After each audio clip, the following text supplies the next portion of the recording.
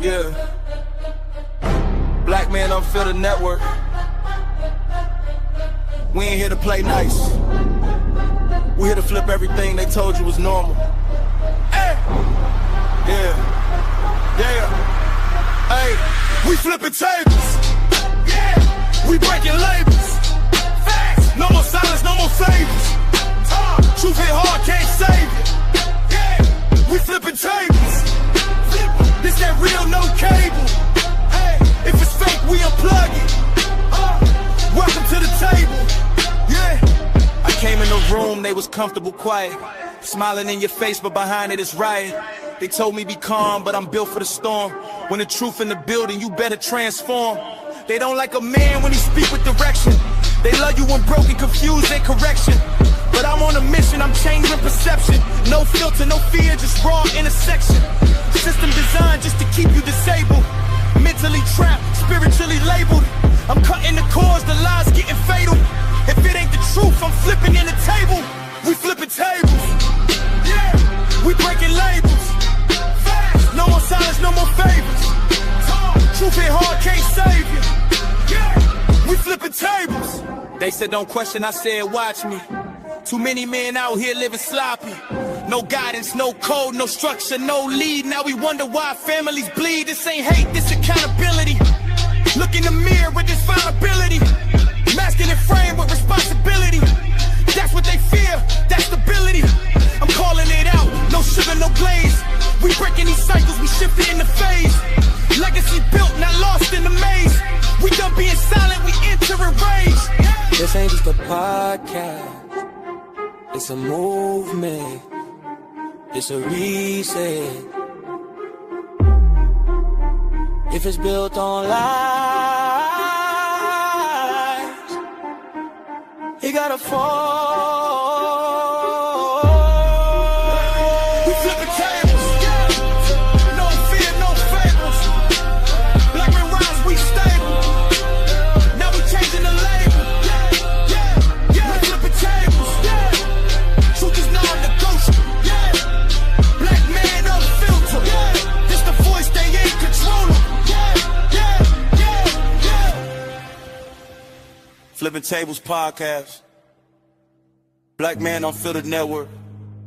If it don't make you uncomfortable, it ain't real.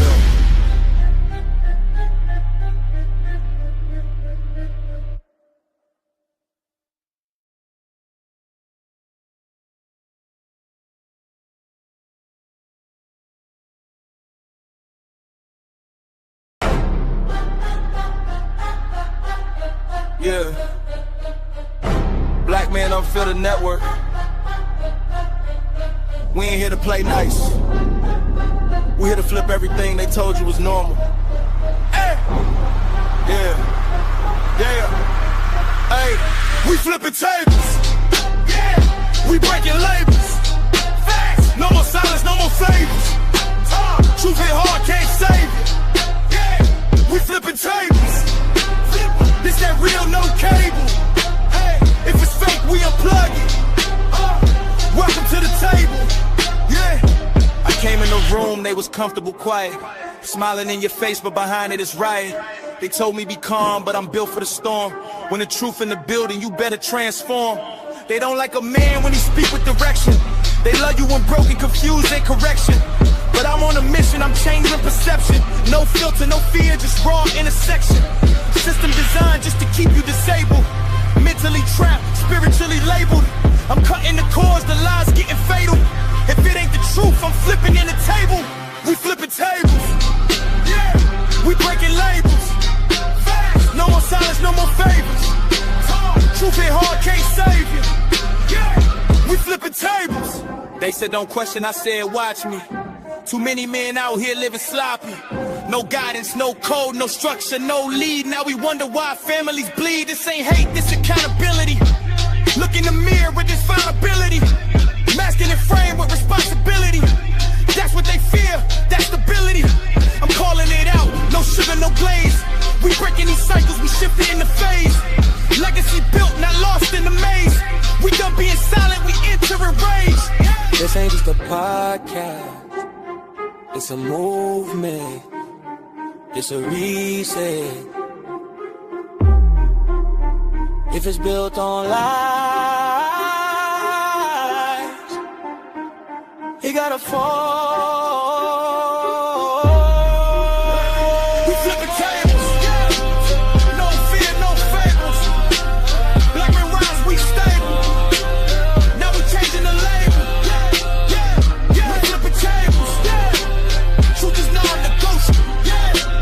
Black man unfiltered, this the voice they ain't controlling. Flippin Tables podcast, Black Man Unfiltered Network. If it don't make you uncomfortable, it ain't real.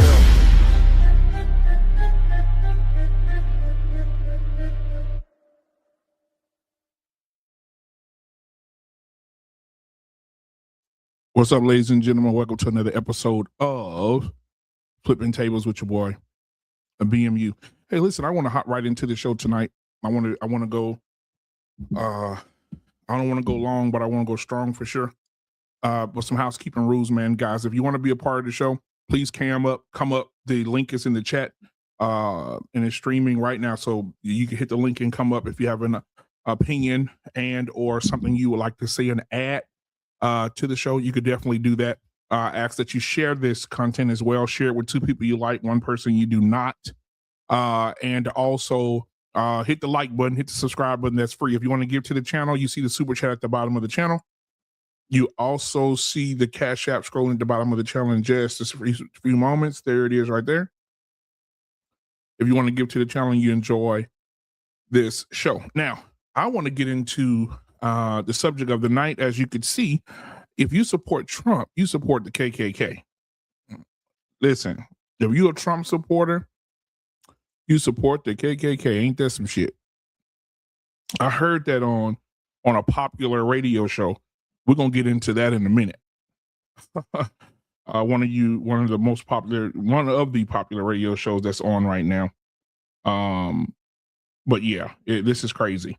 And I want to jump right in because Roland Martin has something to say. So we're gonna listen to Roland first and break down listen to what he says, and then we're gonna go back and break that thing down. Roland Martin had something to say about Chilli. Now, I think Roland Martin should definitely sit down for a season after the Target debacle that him and Jamal Bryant was a part of. And somebody got slipped some money somewhere because they was gung-ho going hard on Target. And they asked for 4 things. And they got 3 out of the 4. And just like niggas, they'll take the offer, and you got 3 out of 4 things. They didn't list what those things was, and they didn't list what the 4th thing was that you didn't get. And now Jamal Bryant and Roland Martin are not heard of anymore. Now they're saying the Target boycott is over. But nobody knows what anybody got. What was the deal? What was the 3 things that you asked for? Mm-hmm. So Roland Martin was a part of that. You see, he's not talking about that. But also over the weekend, then Chilli had something to say. Chilli, from the very popular group TLC, has something to say about Michelle Obama being born a man. Now, for years, we've been talking about Big Mike because that's what they call Michelle. They said Michelle was born Big Mike. There are no pictures, according to our friend Candace Owens. There's no pictures of Michelle Obama giving birth. There are no pictures of Barack Obama beside the bed holding her hand after she had the baby and had the baby on her chest.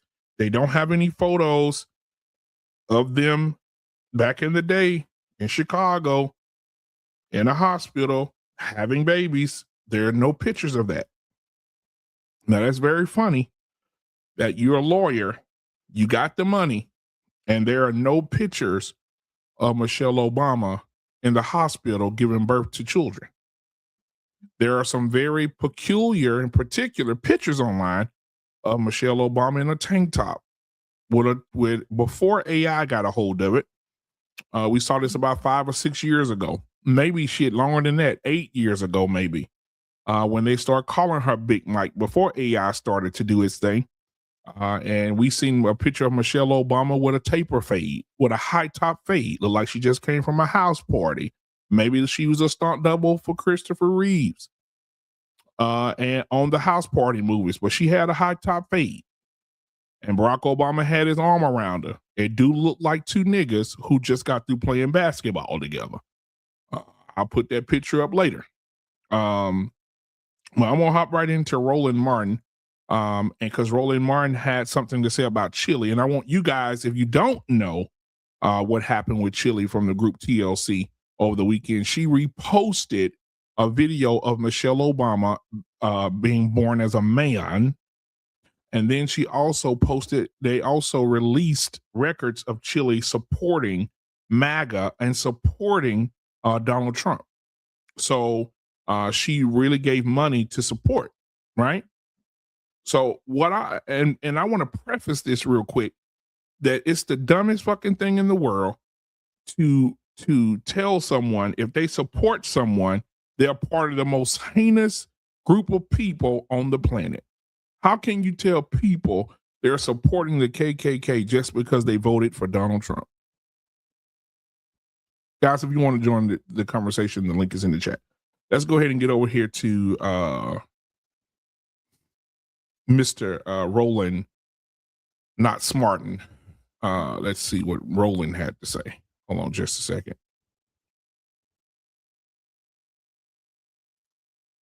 Here we go. All right. This weekend was absolutely stupid, crazy, outlandish. First and foremost, we find a story gets posted saying that Chilli from TLC is MAGA. All right. Midas Touch comes out and says that she gave to Donald Trump and Republicans. She follows a number of different MAGA folks as well. And of course, she also retweeted a meme that called Michelle Obama a man. Well, live damage control from Chilli. She got this video.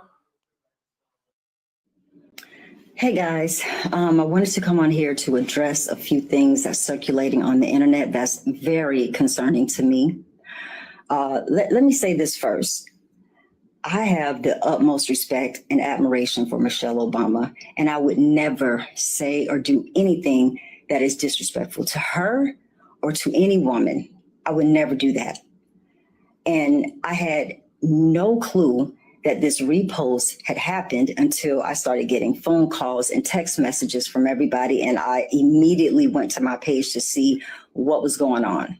Now, mind you, I'm not very computer savvy, so I'm looking for this repost button. And I see that all of these buttons are very, very close to each other. And clearly I was scrolling and my thumb hit the repost button. Again, I had no clue that something like this happened until I got all the calls. Okay. Now, she also said that she didn't realize she was given to Donald Trump and the Republican folks. She thought she was given to veterans groups. Okay. All right. Now listen. Okay. I understand this idea when it comes to, you know what? I don't necessarily know. These things happen. I'm not really savvy at social media. I get all that. Here's my problem. Okay, go to my iPad, Anthony. So, y'all. So right now, okay, this is a video of Brandy getting her star on the Hollywood Walk of Fame. Y'all, it's only 4 buttons on Instagram. Okay. The far left button is the heart, if you want to like it. The one right next to it is the comment button. The one next to it is the repost, reshare button, is the repost button. And the one next to that is the share button. Now, y'all, when I'm scrolling, I'm scrolling. I'm just saying, you come to me now. I'm just saying it's a little hard to say you were scrolling and you accidentally hit the button that's the third from the left or the second from the right. That's a little hard for me to fathom that one. So I'm just saying, okay. So folk are weighing in, and you know she gonna have to deal with this. But guess what? She got some explaining to do about all those 14, 17 contributions that she made in her name that matched her legal name. And why she got some explaining to do? She can support who she want to support. She worked hard for her money. She's been a performer for over 20 some years. She made her own money. She made her own living. Why does she have to explain anything? See, Roland Martin wants an explanation from somebody who is a grown individual, an adult. If somebody supports another candidate that you don't like, then they don't have to explain shit to you. That's their own goddamn decision. They made their own choices. They don't have to explain anything to you. She got some explaining to do. If I was Chilli, I wouldn't have released no video. I would have stood on business. Stand on business if that's what you believe. But now if you say something and if you have an opinion, now all of a sudden you're going to lose money. You're going to lose engagements. You're going to lose concerts. Concert tickets are going to drop. We're going to lose. I heard about Salt and Pepper is on tour with them, and Salt is talking about, I'm leaving. I can't believe she's Salt. Shut the fuck up. I'm trying to understand.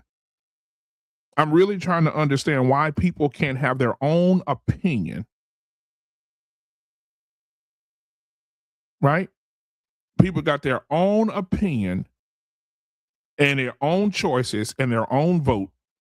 Why are people upset? Why are you mad? Because somebody made their own choices. It doesn't make any sense. If she support Trump, support Trump. If you support Kamala, who lost terribly by millions of votes, then support that. That's your choice. You supporting a loser, though. She lost. And people still hadn't gotten over it. And I don't even really think it's an attack on Donald Trump. I think you guys are mad because you believed after y'all raised almost $1 billion that don't nobody know where it's at for oh my God, her fundraiser made history. The first person in 90 days to raise almost $1 billion in campaign funding. Nobody knows where that is. She spent half of that on Beyonce. Beyonce said 4 sentences and got paid $50 million. Then you had all these twerkers come up. You had Megan Thee Stallion on stage popping her ass on stage, and these white women was looking like, damn, this is how we're gonna get the votes. And guess what happened? Those white women came to those Democratic conventions. They came there. They had the abortion vans there for women to get abortions. Yes. Y'all don't believe me? Just go Google it. They had abortion vans outside the conventions where women can go get their babies deleted. They had Megan Thee Stallion twerking on stage with her little sexual act popping her ass. They had Beyonce come up there. They had all these celebrities. Who else came up there? Oh, she had Quavo. Oh, God, Jesus. Quavo came up with a see-through fishnet gay shirt on because, she was running on gay. But the gay didn't help her. Quavo came up dressed like a woman, and he put himself on stage, and you raised all this money, paid all this money to these celebrities, and you lost. You lost. And it's time that people just get over it. You got to get over it. You lost. LOS. You lost. You got to get over it. You got to get over it. Hey, people lose. Kamala was not good for the country. Listen, she ran on the LGBTQIA plus silent P campaign. That's what she ran on. She ran on sex changes. She ran on gay. She ran on everything about gay. When they asked her a question, are you going to do anything for black people? You know what she said? She said, I'm not going to do just anything for black people. You knew then she wasn't going to do nothing. All her sorors got together in her sorority. and they got together and they put on their shoes and they're green and they're pink and they just jumped up and down. Oh my God, we're going to have the first Black, Indian, Muslim, Jewish, Black, Caucasian shit. We don't know what she is. And on top of that, she's married to a white man anyway. So you know who's going to be making those decisions in the White House anyway. You weren't going to get the first Black woman, Black, Indian, Pakistani, Jerusalem woman in the office. It just wasn't going to happen. She lost. The woman couldn't even hardly talk. She couldn't answer questions. How do you feel about how do you feel about the weather outside, Kamala? Well, they told me if the sun came out and went back down, that's a full day. That's the sun, you know? What the fuck is that? What does that mean? Can anybody help me understand what that means? I don't understand what that means. She couldn't hardly talk. She couldn't articulate her words. And they raised all that money. And Trump put his foot so far up her ass, he was using his shoelaces as dental floss. And y'all are mad. Just say what it is. You're mad. You're upset. You're mad. You're mad. Everybody on the radio, everybody on TV, you're mad. The woman couldn't get her race down. She didn't know who she was. She don't know who she is as a person. She don't know her nationality. She don't know her orientation. She don't know what language she want to speak. She was going places trying to speak Jamaican. She was going places trying to speak like she was from the hood. She was trying to speak, when she went to Texas, she tried to speak like she was from Texas. She code switched everywhere she went. She didn't know who she was. She couldn't stand on business. She ran on sex changes and gay people. She ran on children's books, gay children's books being in libraries for children. That's what she ran on. And people were tired of that. People said, I'm not voting for that shit. And those white women who was in there cheering for you, holding up those signs, talking about Kamala, Kamala, Kamala, and what's Tampon Tim? Because he was your damn vice president, Tampon Tim. Everybody know Tampon Tim, the governor over in Minnesota, who she had running with her as a vice president. He was the first male governor to put tampons in boys' bathrooms in public schools in Minnesota. Tampon Tim. So that's why her ass lost. She lost because she ran on something that was unnatural. And I'm going to say this. I heard this today and I'm going to repeat it. You cannot say you're pro-Black and you gay. And let me tell you why. Because if you are pro-Black means you believe in the development and the evolution of a community, meaning the growth of a community. That means children, grandchildren taking the mantle after grandma and granddaddy passed. Then those children take it, and those children take it. It has to be families, marriage, children. It has to be families coming together and the children getting to know each other. And one child is law enforcement. One child's a judge. One child's a police officer. One child's a counselor. One child's a PhD therapist. One child is a doctor. One child is the president. One child is the vice president, governor, mayor, so on and so forth. If you a man and you gay and you a woman and you in the tribe of Lickum, then guess what? The Black community, you can't say you pro-Black because you can't make the community grow if you having sex, if you a brother fucker. It's simple as that. If you a brother fucker, you can't do it. You can't grow the community. You can't. Booty hole does not make the community whole. It doesn't. You have to be able to procreate, right? You have to be able to procreate in the community in order for the community to expand and to evolve. The Democratic Party, as we all know, ran on those principles. They ran on principles to break down the Black community. We already know that they removed Black men from homes. We already know that Black men got the short end of the stick. We already know that Joe Biden said, if you don't vote for me, you ain't Black, meaning niggas keep on voting Democrat, because all we gonna run on is gay, cutting off your son's dick, sewing up your daughter's pussies. That's all. That's what we're running on. We're running on that. We're not worried about bombs in Baghdad. We're not worried about Iraq. We're not worried about Afghanistan. We're not worried about Israel. We're not worried about Iran. We're worried about if your son can get his penis split down the middle and become a damn female. I remember a video in Africa when they spoke to the African president. What did he say? The African president said he told them, you can get on up out of this country. We don't even want none of your money. They threatened, when Joe Biden was still president, they threatened the African president. They threatened him. And they told him, we're going to cut funding and help to your people if you don't allow gay people to do their thing, if you don't start embracing the gay community. Guess what? I'm so happy that African president stood on business. He said, take your funding.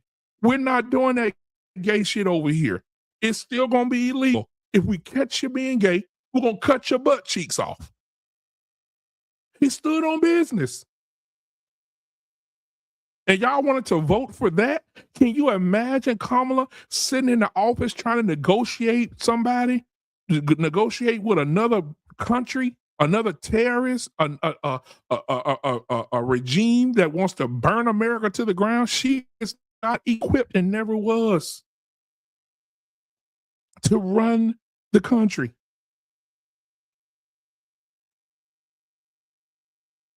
I don't understand. Somebody, if you're in the chat right now, I see some people that don't agree, and that's okay. You don't have to agree. You can come up here and voice your opinion, turn your camera on, put your kids in the bed, make sure you have a good background, make sure your husband or your wife don't pass by you in the background naked. Come up here and have your opinion. I'm welcoming all people up here, whether opposing or you agree, to have the conversation. However, Damien, if you want to come up, Damien, I would love to have you up here, Damien. Come on up here. The link is at the top of the chat. I already pinned it for you. He said, let me get to these super chats first. I have two. All right, let me get to these super chats first. KP from KC 499 super chat. Thank you so much, my brother. He said, Roland, the Democrat watchdog. Dems are insane. You can identify as anything but a conservative. It is the line, ninja, please. Thank you. I appreciate that. He sent another one. Thank you so much. So far, you're sponsoring the show tonight. KP from KC 499. They got Black folks voting to destroy themselves while trying to help illegals. Don't believe like them. Ninjas are gone, bro. They are. And I appreciate that, man. Thank you for the super chats, man. I appreciate it. Let me see what Damien said here. Damien says, there's an old saying, some people would rather live in shit than have the world see them work a shovel. Some of you just have to admit y'all got cooned into voting for a child. And this is the thing. And listen, people like Damien, and I love everybody that's supporting the show tonight. But people like Damien, he's a Democrat. I could tell by the way he's talking. They're going to say things to try to distract you from the truth. And there's things that we're not talking about, and people are not educated on certain things. So let me educate Damien. And if he want to come up here, I'll cook him like Thanksgiving dinner last year. I'll cook him up. Listen, this is the thing. You want to talk about child toucher. There's not one thing in Donald Trump's files or his arrest, or not arrest, he didn't get arrested, or his charges, or anything criminal that he may have done that says he touched a child. Not one. You niggas will make up anything to make yourself feel better. But we don't want to talk about Kamala Harris sitting down there, your ex-president, Joe Biden, who was so sleepy that he was walking into the woods by himself, talking to himself and shitting on himself. Y'all didn't say nothing about that crazy bastard. And then Kamala Harris, when the flood hit Texas, what she came down here and do? well, we're going to give $500 to the families. This man's house just went down river. $500, ma'am. He lost his car. He lost his house. The people that lost their children at the damn camp. And you're giving families $500, but you're giving the war across seas $1 trillion, half $500 million. You equipping other countries with weapons, and you telling me in your own country you giving people $500 whose houses just got swept down the river? Somebody stop talking to me. I don't want to talk about it. Damien, if you want to smoke, you can definitely come light the cigarette. But I'm telling you right now, brother, y'all, these Democrat people, y'all ignorant as hell. I don't understand how y'all could still say dimmer out your mouth. How could you still say dimmer out your mouth?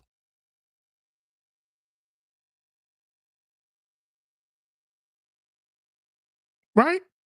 Anissa, I sent you the link. This is what I'm saying. I invite all these people to come up here and voice their opinion, and nobody show up. So since you ain't gonna show up, sit your ass in the chat and listen. And if you change your mind, just hit the link. But I don't want to hear nothing else about Trump destroying the country when Barack Obama bombed half the fucking world and nobody said nothing. He was a deporter in chief. He was a deporter in chief. This man deported 400,000 people a year while he was in office. 400,000 people a year. And y'all talking about, well, he got ICE out here. Shit, ICE been around forever. Shit, ICE ain't melting. It's been around forever. This is the thing. What Trump is doing now is loud. What your other favorite presidents did was quiet. And I think the difference is, I think what we're talking about is that, oh, Trump is too loud with the same thing that Obama did. I got a video for you niggas later. I'm gonna play it. And you can be proud to be a Democrat. I'm happy for you. But I'm telling you right now, being a Democrat right now you're not a conservative person. You're not a person who believes in values and family, and a man's supposed to be with a woman and a woman's supposed to be with a man. If you are a Democrat right now, you believe in the LGBTQ AI plus silent P community. That's what you believe in. You believe your children should get sex changes. You believe prisoners should get sex changes. You believe that gay marriage and gay rights should be that over black rights, and for black people to get anything and to excel in anything, you'll put that over that. Matter of fact, if you niggas ain't paying attention, I feel like I got to educate some niggas tonight. So you feel like, just think about it. When Biden was in office and Obama was in office, what did they do for the black community? What did they do for the black community? What Barack Obama gave you? Gay. That's all he gave you, gay. That's it. We're going to make sure these black people know they can be gay. That's it. Nobody in this chat right now can tell me 5 things Obama did for black people.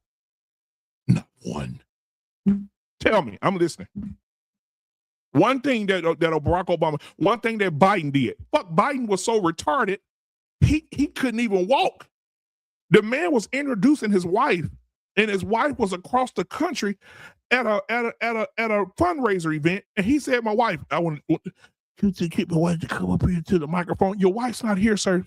They're trying to whisper, you dumb motherfucker. Your wife not here."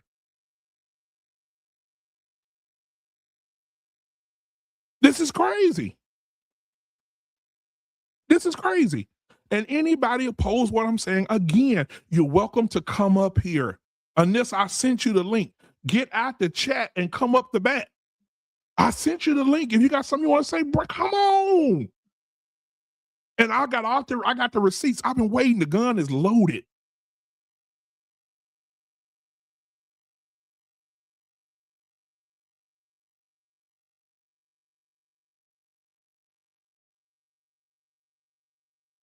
A billionaire stealing money from the country.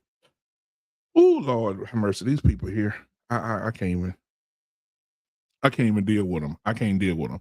They do a lot of talking. They won't come up here and defend themselves. They won't come up here and stand on business. And that's just what the Democrats do. That's what it is. And it's proven right now. The Democrats throw the rock and hide their hand. This is a common thing amongst the Crats. They throw the rock and they hide their hands. That's what they do. Just like right now. I love everybody. I do. I love everybody that's watching, everybody that agree with me, everybody that opposes me. I love all of you equally. However, tonight, we're going to just disagree because Anissa especially, Anissa has no idea what she's voting for. Anissa, right now, this is for you specifically, Anissa. If you would have voted Democrat and she would have won, abortions would have went through the roof because she was running on abortions. Gay rights and gay activists would have went through the roof. All the gay stuff. And then they had the audacity, listen to me, they had the audacity to emasculate black men to the point that Men's Month has to be LGBTQ month too. Pride Month is the same month that is Men's Month. Ain't that crazy? Barack Obama signed the gay shit into law to treat them equally. They get what you get. And then they'll, don't get me started with the double minority. Because now a man can say he a woman, right? And then he can say he black. So he's black and a woman. So a man can become a woman and become black. Now he's a double minority. That means he gets double. That means he gets double services, double things, double money, double increase in money, increase in funds. Because now the he, she, it, that, what it is, whatever, is now a double minority.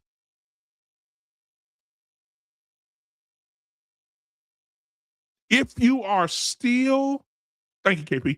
If you are a male Democrat, you definitely sitting down to pee.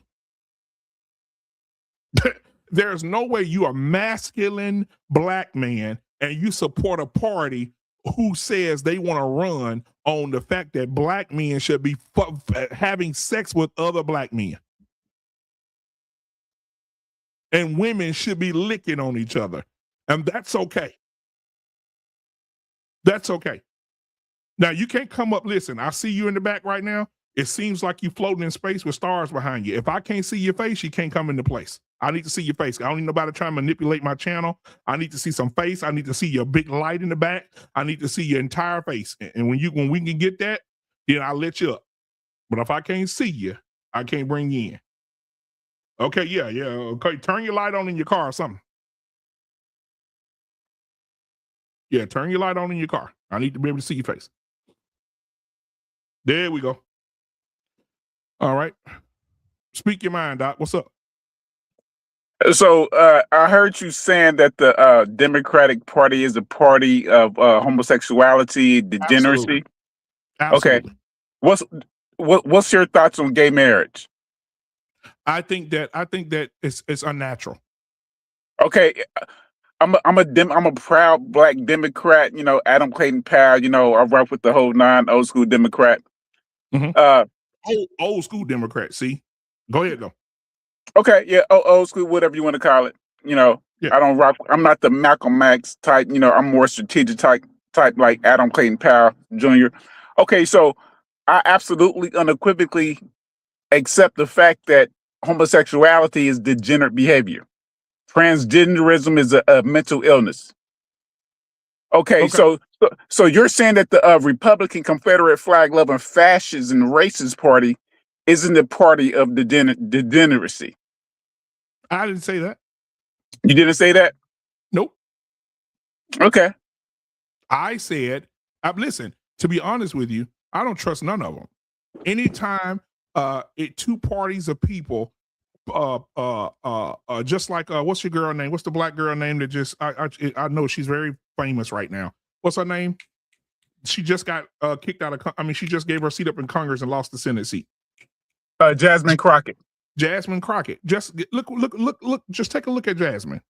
What's going on with Jasmine? Jasmine thought I can use my ghetto antics to get on to Congress, talk shit, talk about women's big back blonde and all this other shit. She ran on that and with this still sassy attitude. And where is she now? No, she didn't. Wait, let me make something absolutely clear. She didn't run on that. Her comments about the broke back, whatever, about the other one who got, disbarred by Trump, who's soon to be out, or if she's not out already, the one from Georgia. She's out. It was in response to her, and I heard derogatory comments about her, calling her ghetto and not calling her all these other names. So Jasmine Crockett saying negative things to her was because she was saying negative things about Jasmine Crockett first. Okay. And those are facts. Okay, so we'll take that. So then what about Jasmine Crockett's what about her comments about Hot Wheels? Hot Wheels? Talking about a disabled man in a wheelchair. Oh, well, I and keep in mind, I know you're saying like, well, who was the commander and soon the commander in chief who said he don't like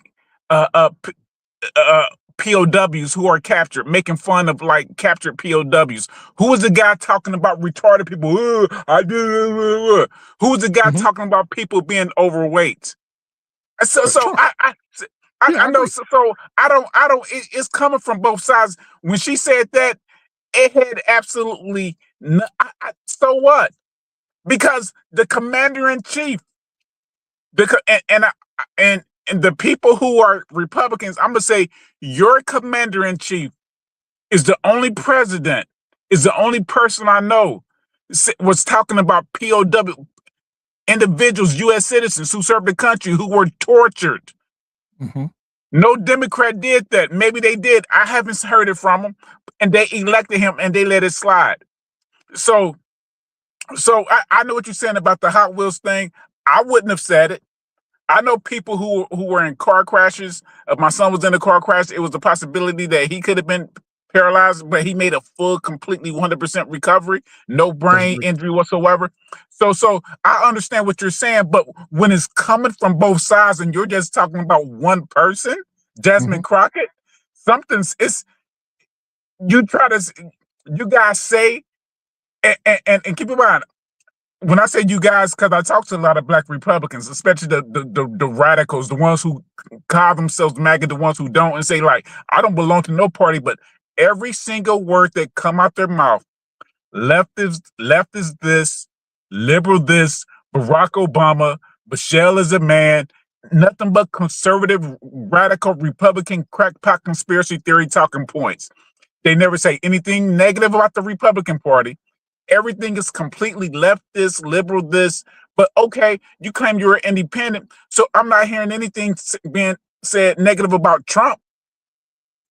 You're not saying anything. You're not saying anything about these. I'm in the trucking industry, independent trucker. You're not saying anything about these diesel prices, $6-7 fucking dollars in some places. Now, let me say this. I love what you just said. You driving right down the path. You driving right down my driveway, and I want you to stop because I'm going to let you in and tell you something. You just said it. You said, I don't hear nobody talking about Trump. Every day you turn on your TV, you have The View, the Ricky Smiley morning show. You have the Steve Harvey morning show. You have every Black entity, Roland Martin. Everybody's talking about Trump.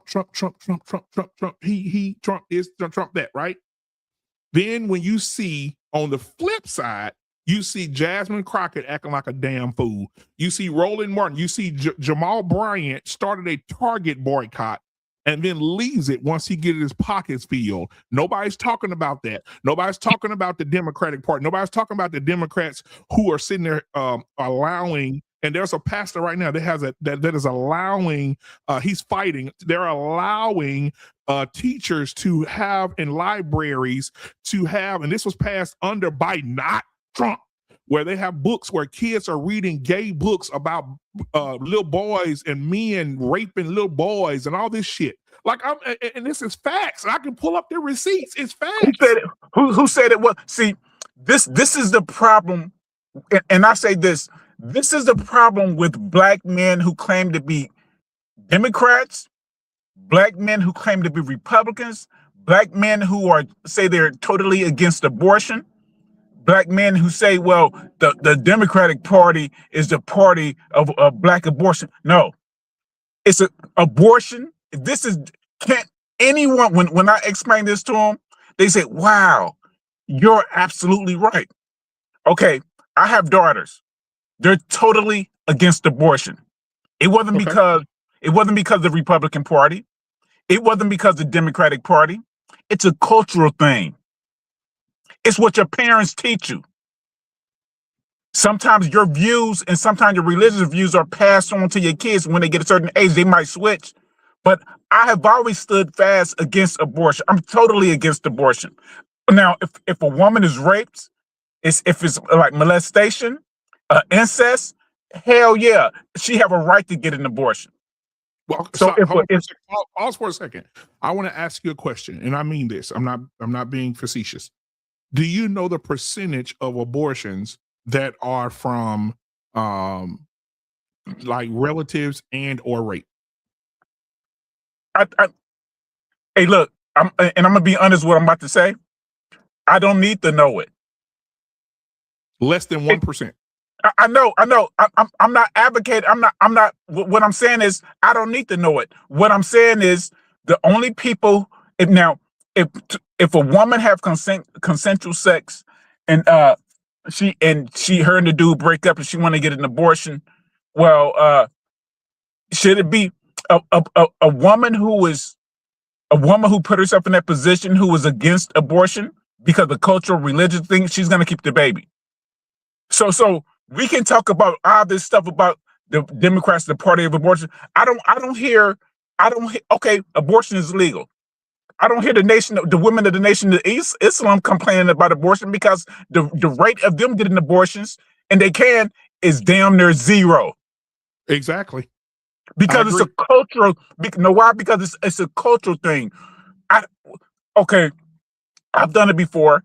I go out there. I see black men. I see white women. I see white men in front of abortion clinics. I saw a white woman with a Pan-African flag saying, "No, if Black lives really matter." She didn't say she didn't say she was a Republican.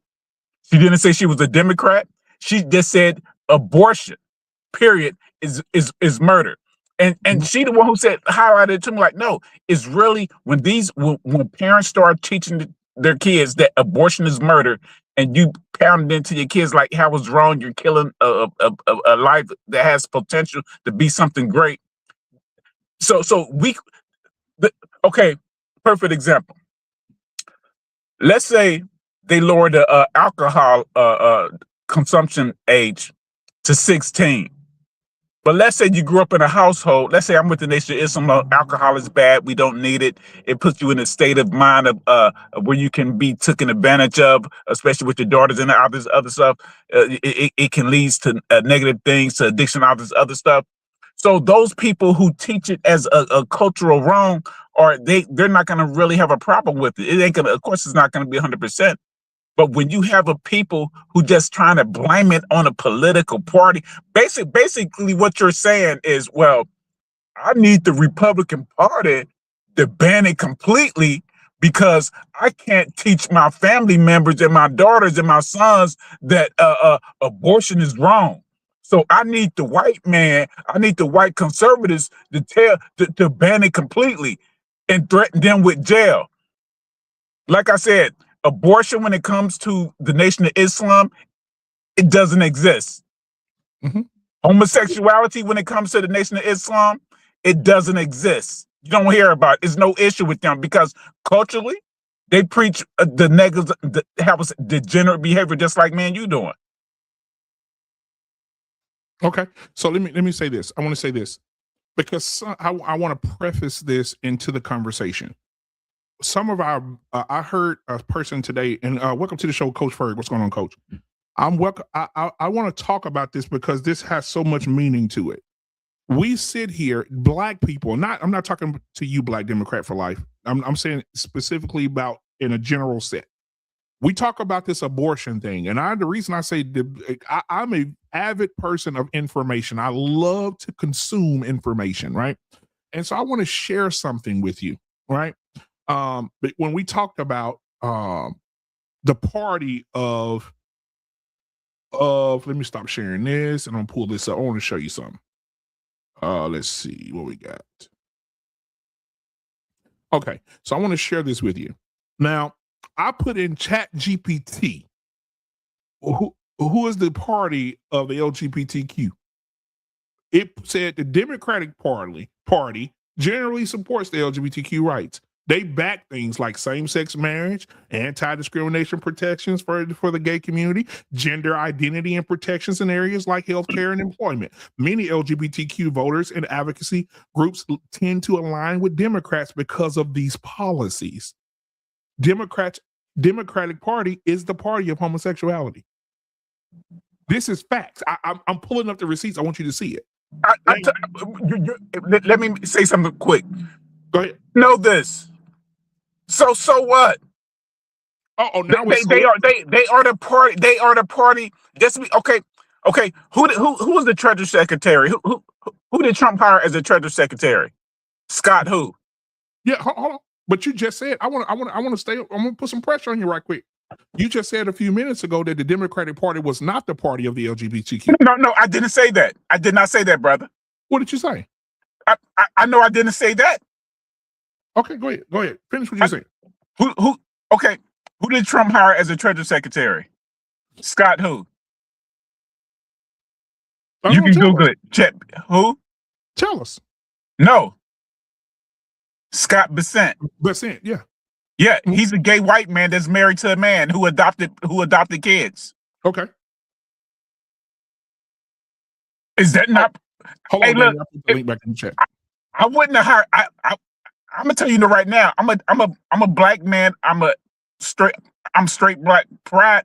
I would never hire a gay man to work for me. You don't know who you hiring. But he knew who he was hiring because it's public. No, I'm saying you don't know who you. They got married. They got married in 2011. Okay. Trump knew that he was a gay man.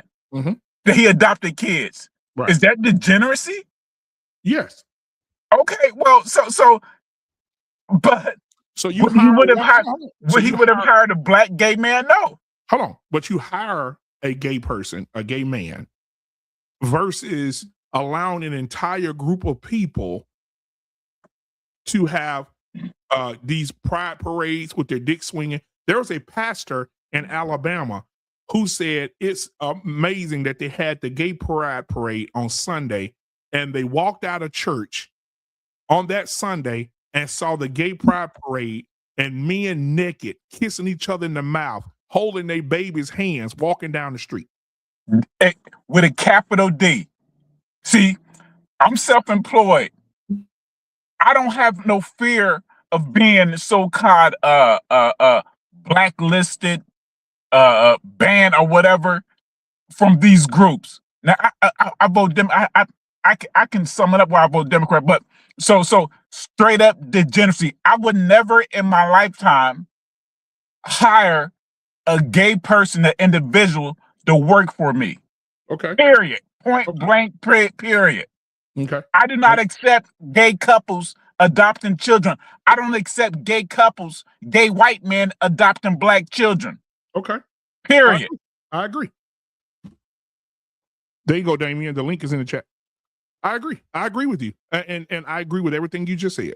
I agree with everything you just said. And I say, and I have to pound this to people. That abortion bullshit, it's a cultural thing. Once we start raising our kids that abortion is wrong and stop leaving it up to the state or a party or cause I can say this. You have a plethora of Republicans who are for abortion, but they don't want it to be like a later in like the term. It have to be what, like a month or two versus like so I'm totally against it, period. So, but once it's a cultural thing, like the nation, and I'm not with the Nation of Islam. I have my things negatives about the Nation of Islam, but I rock with them because I not rock with them, but they teach that homosexuality is not beneficial to the Black community. They promote eating healthy. They promote exercise. They promote women being dressed modestly. They preach loudly and proudly that abortion is an evil. It's sick. It's a cultural thing that we do not need. Okay, so Black life should be cherished. So I'm gonna let you go, Coach Ferg. I need to go down this path real quick. Where that somebody I got another super chat for $2. KP from KP. I was going right down this path, and you already kicked it off for me. He says, "Sir, where are the abortion clinics?" Don't answer that because I believe in educating myself and others. All abortion clinics are in urban areas with high numbers of Black people. So what I'm saying, they're in the hood. And I also want to say the first abortion clinic was in Harlem, New York. So the first abortion clinic was there. But I want to help you guys understand something, because some of your favorite people, come on, watch this. Some of your favorite people co-signed deleting Black babies, and that's why to this day, we have 23 million abortions, Black kids alone, not as a whole number of all colors together. 23 million Black babies are in the grave because of something. And I'm finna show it to you. Give me just a second. I want to cook for just a moment here because I think it's. Hey, check this out. I would say that the number is higher. It may be. But this is what I'm getting at. Are you saying you need are you saying you need a cracker to ban abortion, to ban Black people from aborting babies? Absolutely not. What are you saying? It's a cultural thing. Absolutely not. I have daughters and a son. Hey, look. Let me just say this. Huh? Remember, this is the last thing I'm gonna say. Then be quiet. Remember the TV show Scared Straight? Yeah. I'm not gonna say I was trying to scare, but I was preaching to my daughters at a young age the horrors, the evilness of abortion. All of my daughters are totally 100% against abortion. My son won't 6, 7, 8 kids by a Black woman. You did an amazing job, sir. So all this, I know what you're saying. I didn't need abortion to be banned for me to save my future generations. Right. But see, and that's right. And I want to say this to you, but I want to pause for just a second and say you did a great job raising your daughters, and you put a lot of great information into your daughters and your sons. So I want to applaud you for factual information. Yeah. I want to applaud you for being a great father. But I want to say to you, 80% of the country right now are single mothers. They don't have no man in the house. So I want to preface that, right? Because I know you an outlier. So I want to preface what I'm with this part right here, right? Not taking from what you've done. You've done an amazing job, but I want to preface with this right here. Do you know who this woman is on the screen right now? Is that the Catherine Singer? No, Margaret Sanger. You know who Margaret Sanger is? Brother, I know about her. I know it. I know about her. Like I said, fuck that white bitch. I don't give a fuck. I don't care. People say she's a hero to the Democratic Party, to Hillary Clinton. Fuck Hillary. Fuck her. Yeah. They don't determine what goes on in my home. Bill and Hillary Clinton. This was their best friend, right? Hillary Clinton got an award, a Margaret Sanger Award. But I want to go back even further because I think educating each other is the best thing to do. So I want to go back even further. Let me click on this other one over here.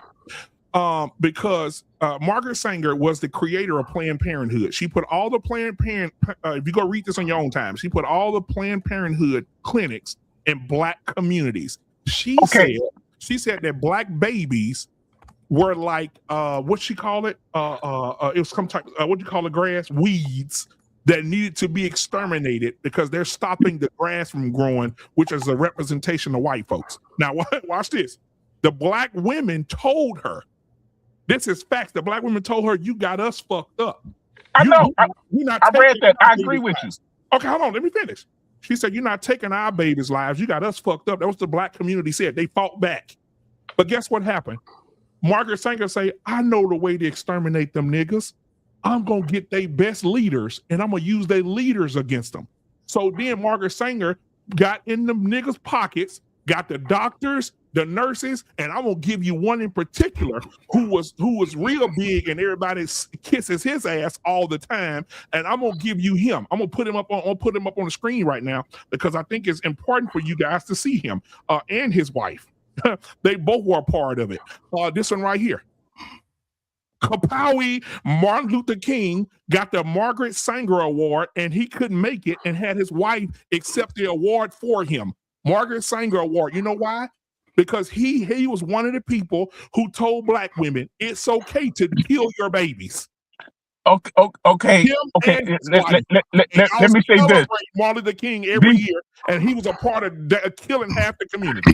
Hey, let me say this right quick. We already know that like the birth rate that of white women having babies is absolutely low. That's why they're panicking and trying to stop abortion and everything, because white women aren't creating babies. So are you telling me these middle class and upper middle class white women, Caucasian women, are going to like inner cities to have abortions? But whoa. I'm gonna let you cook. But listen, I want people to see this, because some people don't know this, bro. And I know y'all, there's some smart men on this panel right now. I know y'all know, but some people don't know this. I want to go down here. I want to read this to the people. It says, did Martin Luther King receive the award? It says, this is ChatGPT. It says yes, but there's an important detail. In 1966, Martin Luther King Jr. was awarded the Margaret Sanger Award. He did not attend the ceremony. The award was accepted on his behalf by his wife, Coretta. So she was in on it too.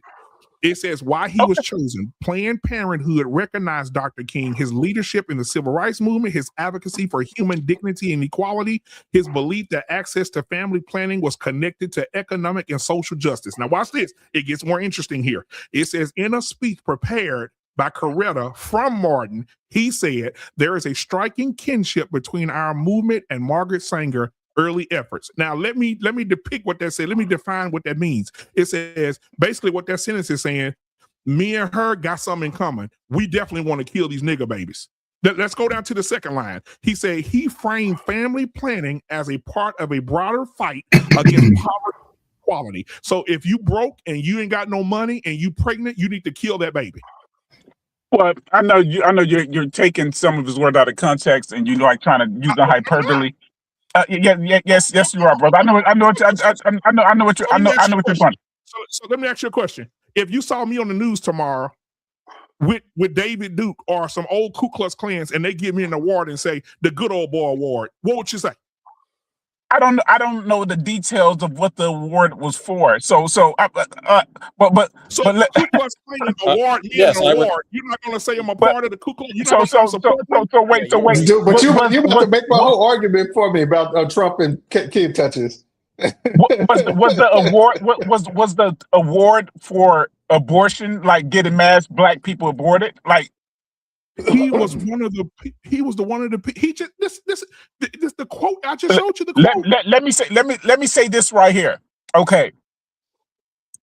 What I tell people about Martin Luther King, okay, it's just like, I'm deep into looking at the Civil War, the Revolutionary War, all these wars, this war history and everything. Even football, you can you can look at how they trying to win this strategy and everything.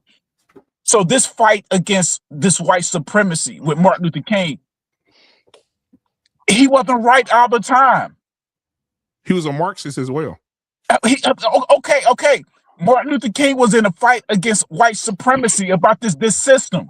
He's not perfect. He succumbed Malcolm X wasn't perfect. He succumbed to white supremacy. Like I said, some of these guys, they're not perfect. It's a mind game. These guys aren't perfect. And they make mistakes. Some of these guys made mistakes. This is the point I'm making. In the black community, if you're a big icon and you Martin Luther King, sometimes you make mistakes. But if Donald Trump says something on the other side, he a piece of shit.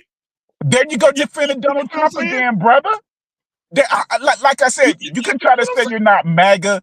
You can try to say you're not part of the Republican Confederate flag-loving fascist party all you want.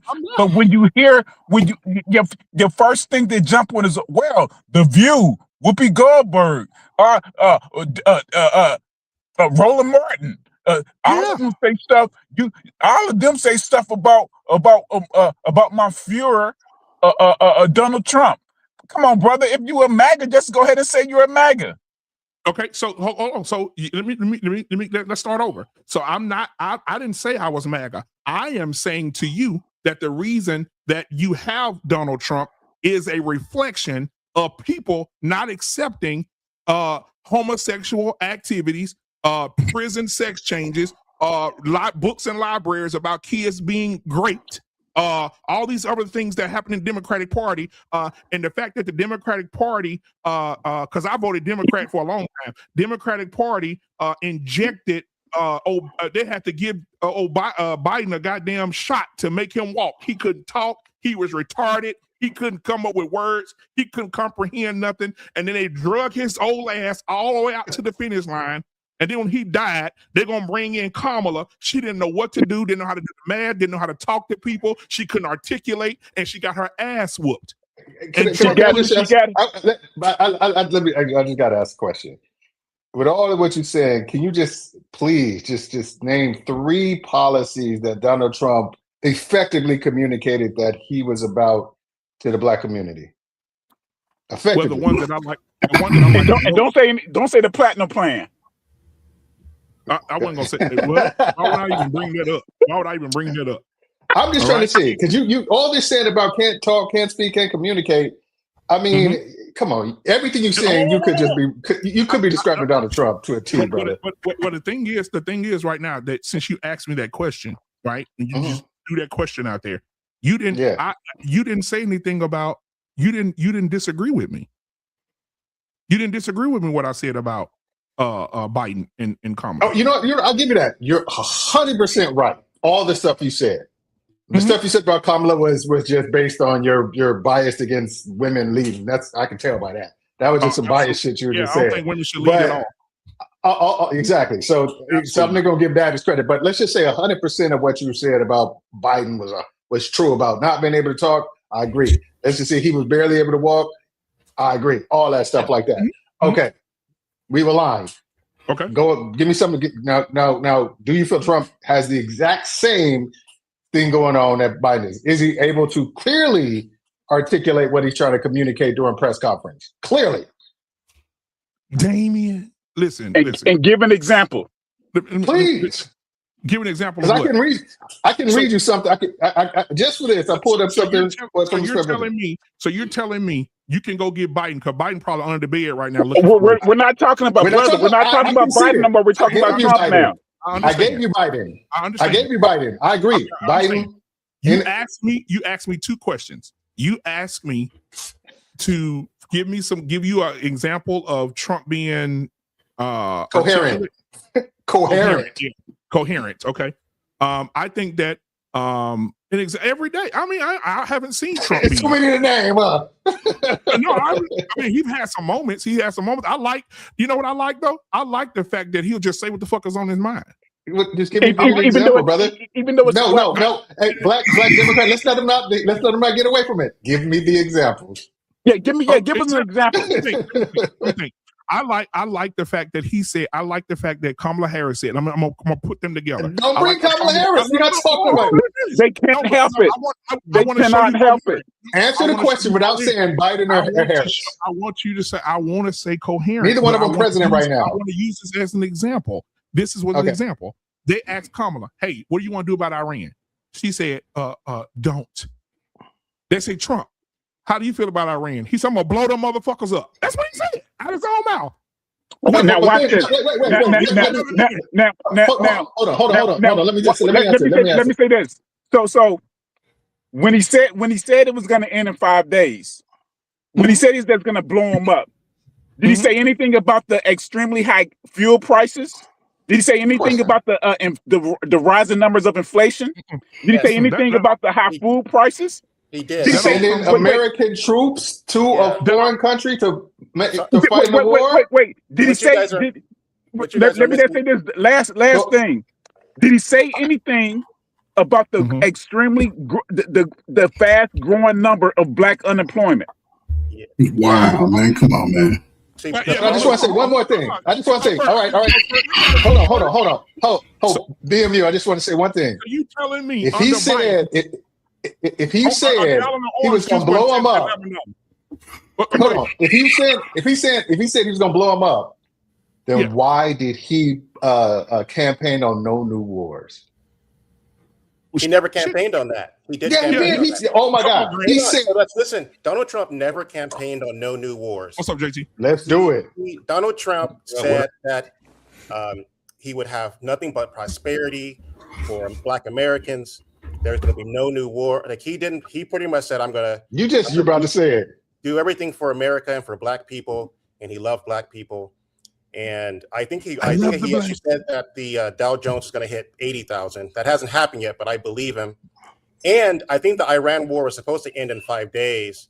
But I think the problem was, in essence, the American public shouldn't know what the president is doing. So I'm going to give it to the president that actually the 5 days actually means 100.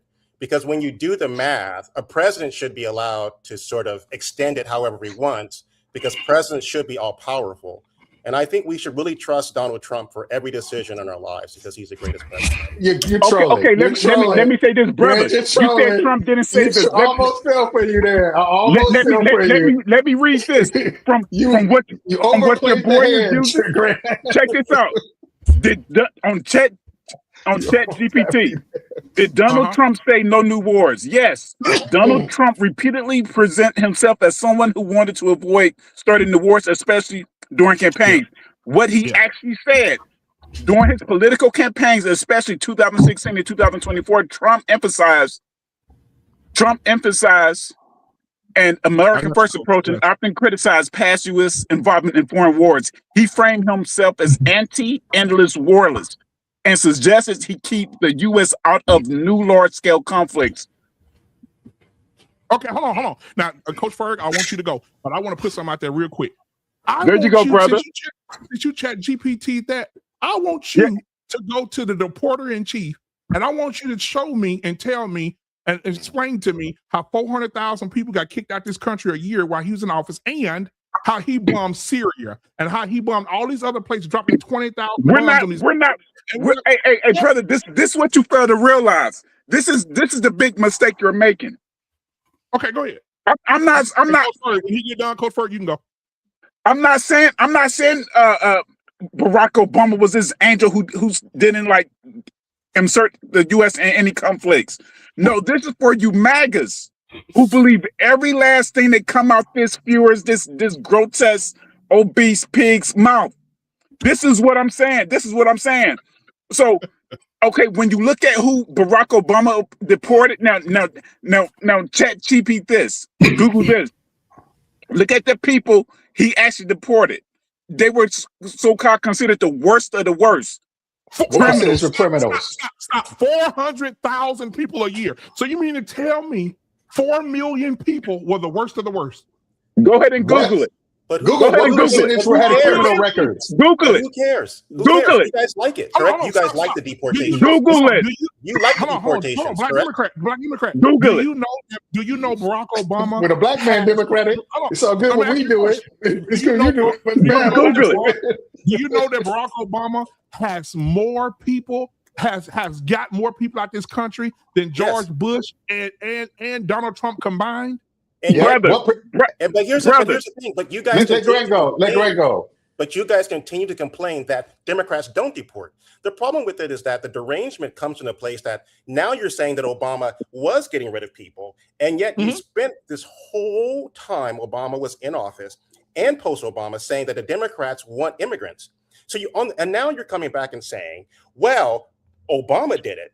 Well, if Obama did it and did it more effectively than Donald Trump, why did you want more money for something that was already working?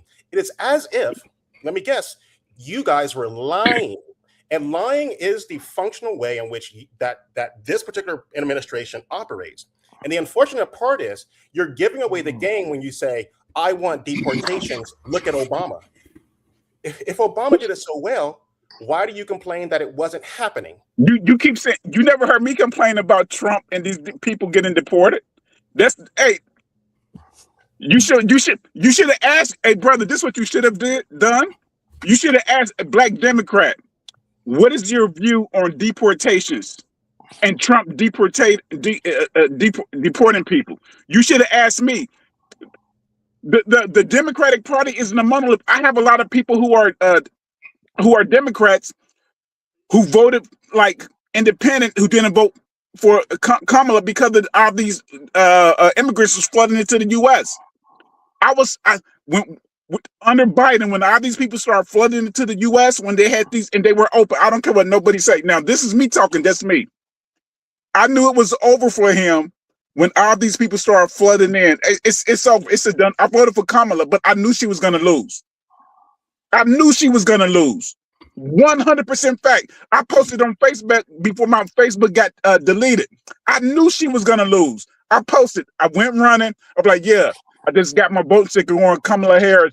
Yeah, but win or lose, I'm still voting for this. These people flooding into the country, it was over, and it adversely affects black communities. These sanctuary cities, it shows it affects black communities. So don't think all these Democrats was for this so-called open borders that people flooding into these countries. Because where are they going? A lot of them are going to black communities. Okay, so Coach, I'm gonna let Coach Ferguson here. Coach Ferguson. Go ahead, Coach Ferguson. It's been a lot said, right? Before I go, has anybody else besides JT been in the military? Okay, so salute to feminism and welfare, because ever since they gave us that, the black man that we stand on, we've been running behind the leadership of our women and anybody else that gets in front of us. Yep. You know, I understand, you know, it's a lot of uncertainty with some men because, you know, the world is still moving, and I'm pro-America all day. I'm pro-America. If you don't belong here, get your ass out. Let my son, who's 23, trying to be a trucker, get his career going, because what they found out and I don't know what states y'all in, but in a lot of slave states, they were giving out illegal CDL licenses to illegal immigrants. Oh, and hold on. First, in California, they deputizing illegal immigrants to be police officers. Yeah, see, crack conspiracy theory, far right. But I can conspiracy theory. Come again, brother. Well, in America, listen, and this is where we talk about the unemployment rate right now, because we have a lot of young men, right, who deserve a position in America. They deserve a position. And, you know, I would hate to see all y'all younger than me the next 25 years of black men still standing on the sideline when the opportunity is going to be afforded to them. Maybe not this year because, you know, this BS is going on. It's not a war. It's just a conflict. Nobody's has declared war. It's the it's not a war. Coach, if y'all were around, California, Illinois, Colorado, Nevada, and Hawaii are all states who allow people who are not in this country or do not have their citizenship to be police officers. Okay, in some great states too. We can't even afford those states, but people, I'll say this and I shut up, right? Because it's interesting, right? All y'all born in America, and I'm sure all of y'all want to make the $100,000 job, right? And y'all want to be afforded those opportunities, especially at 40 and 50. Y'all want that. I don't know that. Everybody on YouTube make $100,000. I don't know how, but a nigga on YouTube for 9 hours, you're supposed to be out there hustling for $800,000. But it amazes me. But we are in a position now, right? And it's just like a new company. We're seeing things shift because it has to be that way. Our ability to move forward to the future is going to have to be forced for poor people to go out and it's find a lane in America. The day of the handout, the feminism and the welfare that they gave us and we all lived under, those days are over. Every man and woman is going to have to pull them, you know, sort of like to pull themselves on the bootstraps, but the opportunity is going to be there. And if people go about living the world in their feelings, a lot of those people are going to struggle. You cannot live in America based off of how you fucking feel. Tell that to your mamas and your daddies.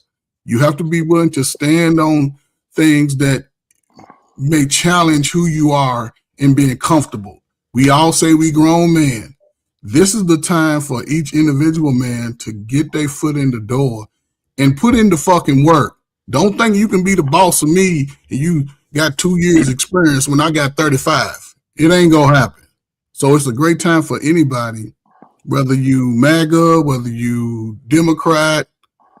You can't look behind and talk about what they did to us 60 years ago. Now is the time. I can do that and still prosper.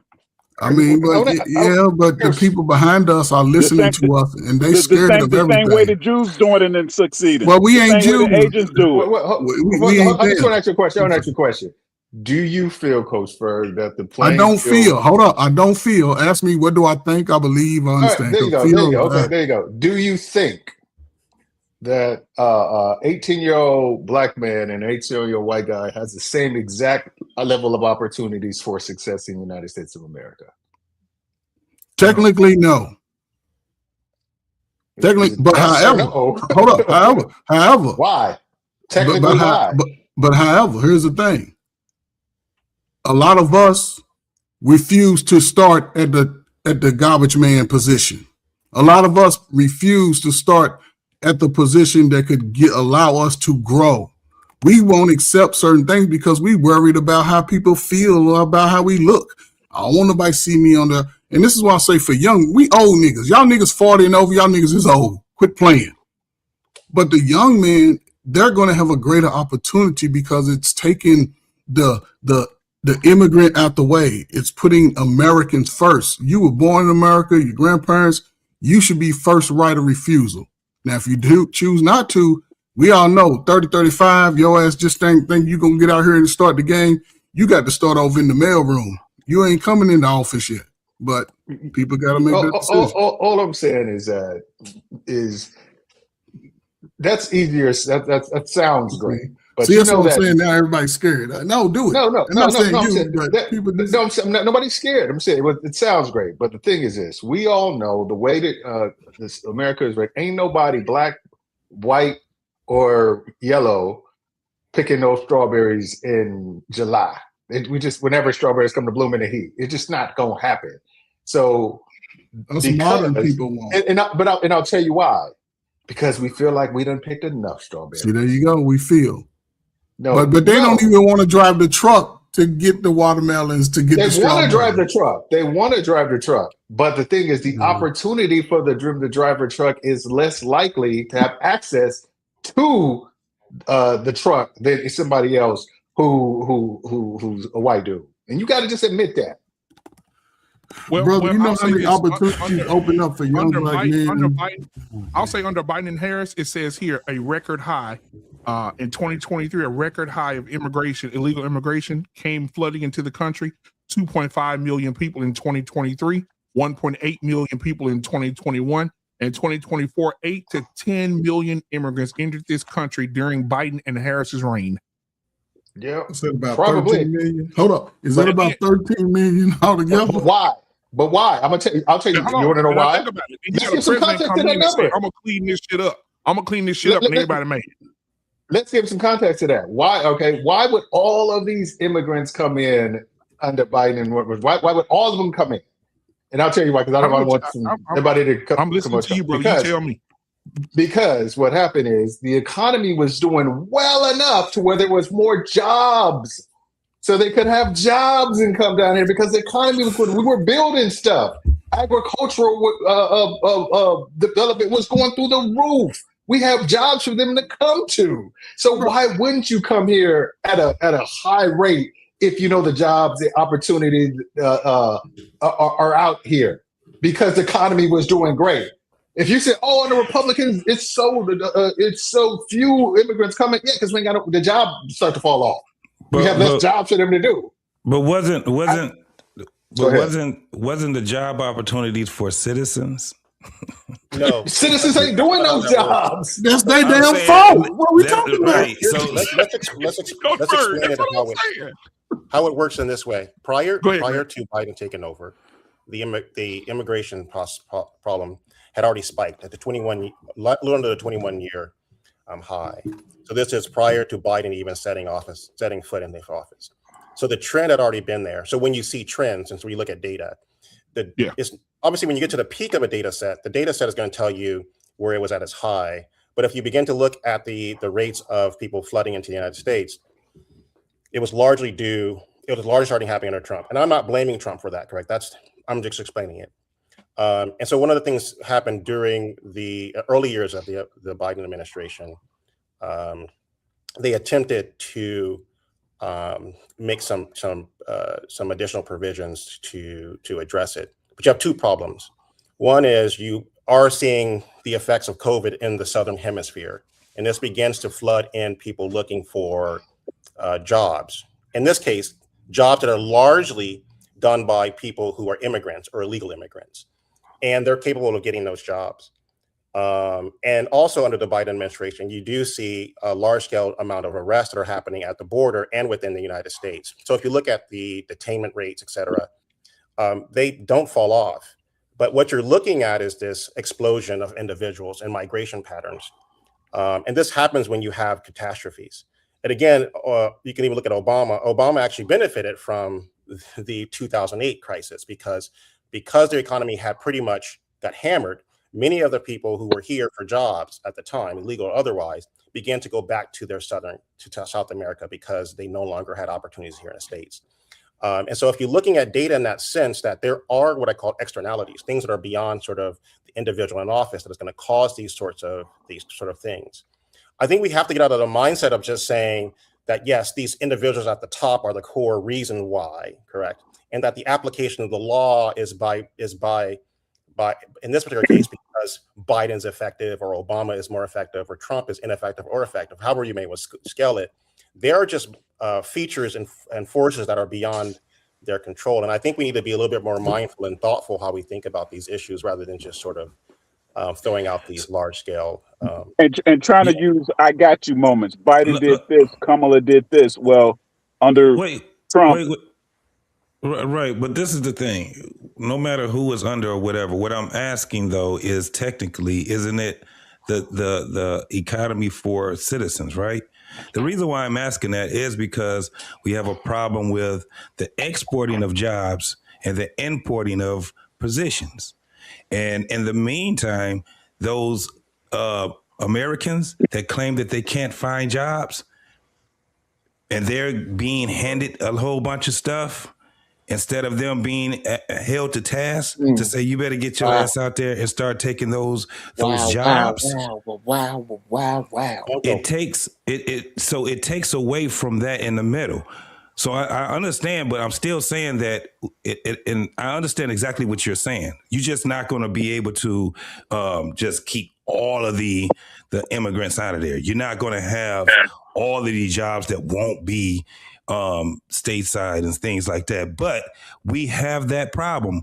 Exported jobs, imported positions and jobs here. I mean, exported businesses and imported jobs here. What I mean is that all the jobs that people can, all the factories and other businesses that we could have here, they go overseas because people want to save money.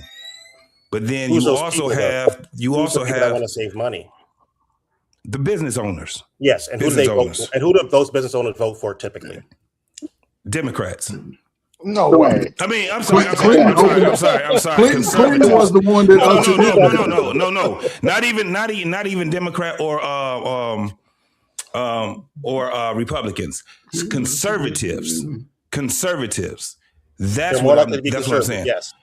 So that's what I'm saying. But at the end of the day, they're trying to clean up the economy. But how can you do that when you have so many an influx of people coming from other countries that are illegal? How do you do that? Most countries are not sending their illegals because to get over to the country, you can't just fly from Somalia, no matter how much you've been told in the news that they snuck over some imaginary border. And that's what they're refugees. But mostly the people coming from South America are because we share a border. You don't see a lot of immigrants from Western countries like Canada and Europe because in essence, they have functioning economies that can actually serve their people, which is the most important thing. So when you bomb countries in South America under the guise of freedom, and then you disrupt those particular parts of the country, of the world, that blowback shows up in your backyard. Now let's talk about the jobs that you're referring to. Yes, I can agree that jobs going overseas are problematic, but when you think about the jobs that are currently sitting mainly in China, those are largely low-skilled jobs, and those low-skilled jobs require low wage. And we all benefit from that because most of us ultimately are able to do what we call higher wage jobs.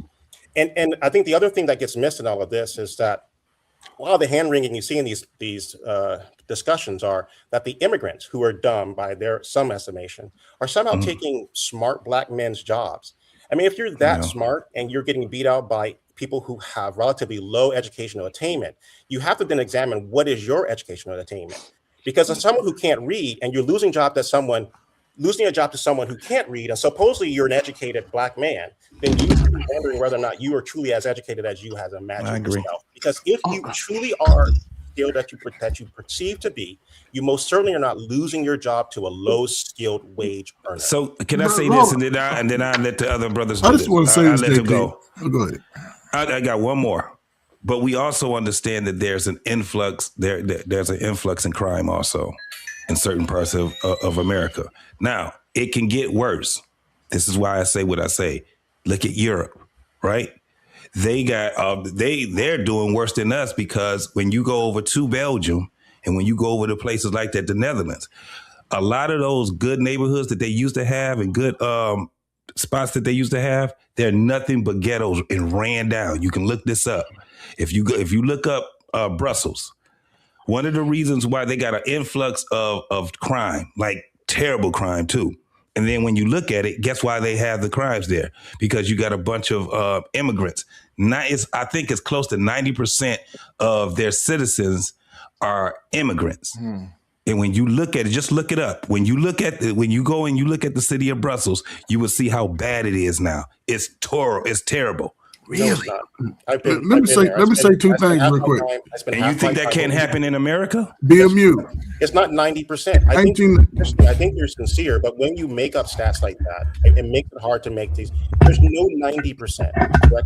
By and large, the people coming into Europe are from the northern African states, which have been bombed into almost oblivion, and they continue to be in conflict. And what they're seeing is an influx of individuals trying to flee war-torn areas. And those war-torn areas are because the Europeans, and to some extent the Americans, have not dealt with the colonial powers that continue, the colonial issues that continue to exist.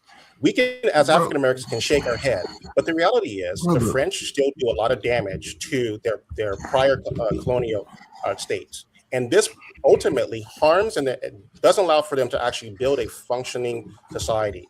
We cannot, on the one hand, say that these people should stay in these countries that are damaged by these things, and then when they flee to places in order to get refuge, that those people who are fleeing refuge are somehow the bad actors in this scenario. But it's all intentional, though. I don't know if y'all, where was y'all at in '94 when Biden and Clinton intentionally signed the lock a nigga up bill? Y'all remember that bill? y'all remember that bill?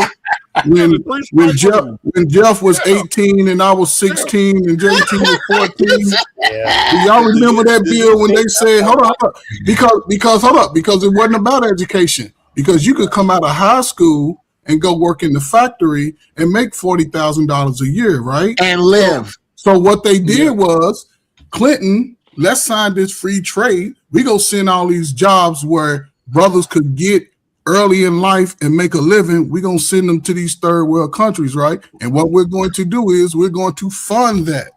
And we're going to make sure that they can make it on pennies on the dollar. So this black man who's big and strong, when he get out of school, he ain't got shit to do unless he go to our college, unless he go give us $50,000, $60,000 of his money. What brothers got smart was they said, I'm going to bypass that. I'm going to go to the military. I'm going to get this damn CDL. I'm going to get these skilled trades. The smart brothers did that. The brothers that chose not to, they got caught up in that whole favorite generation, the 80s babies.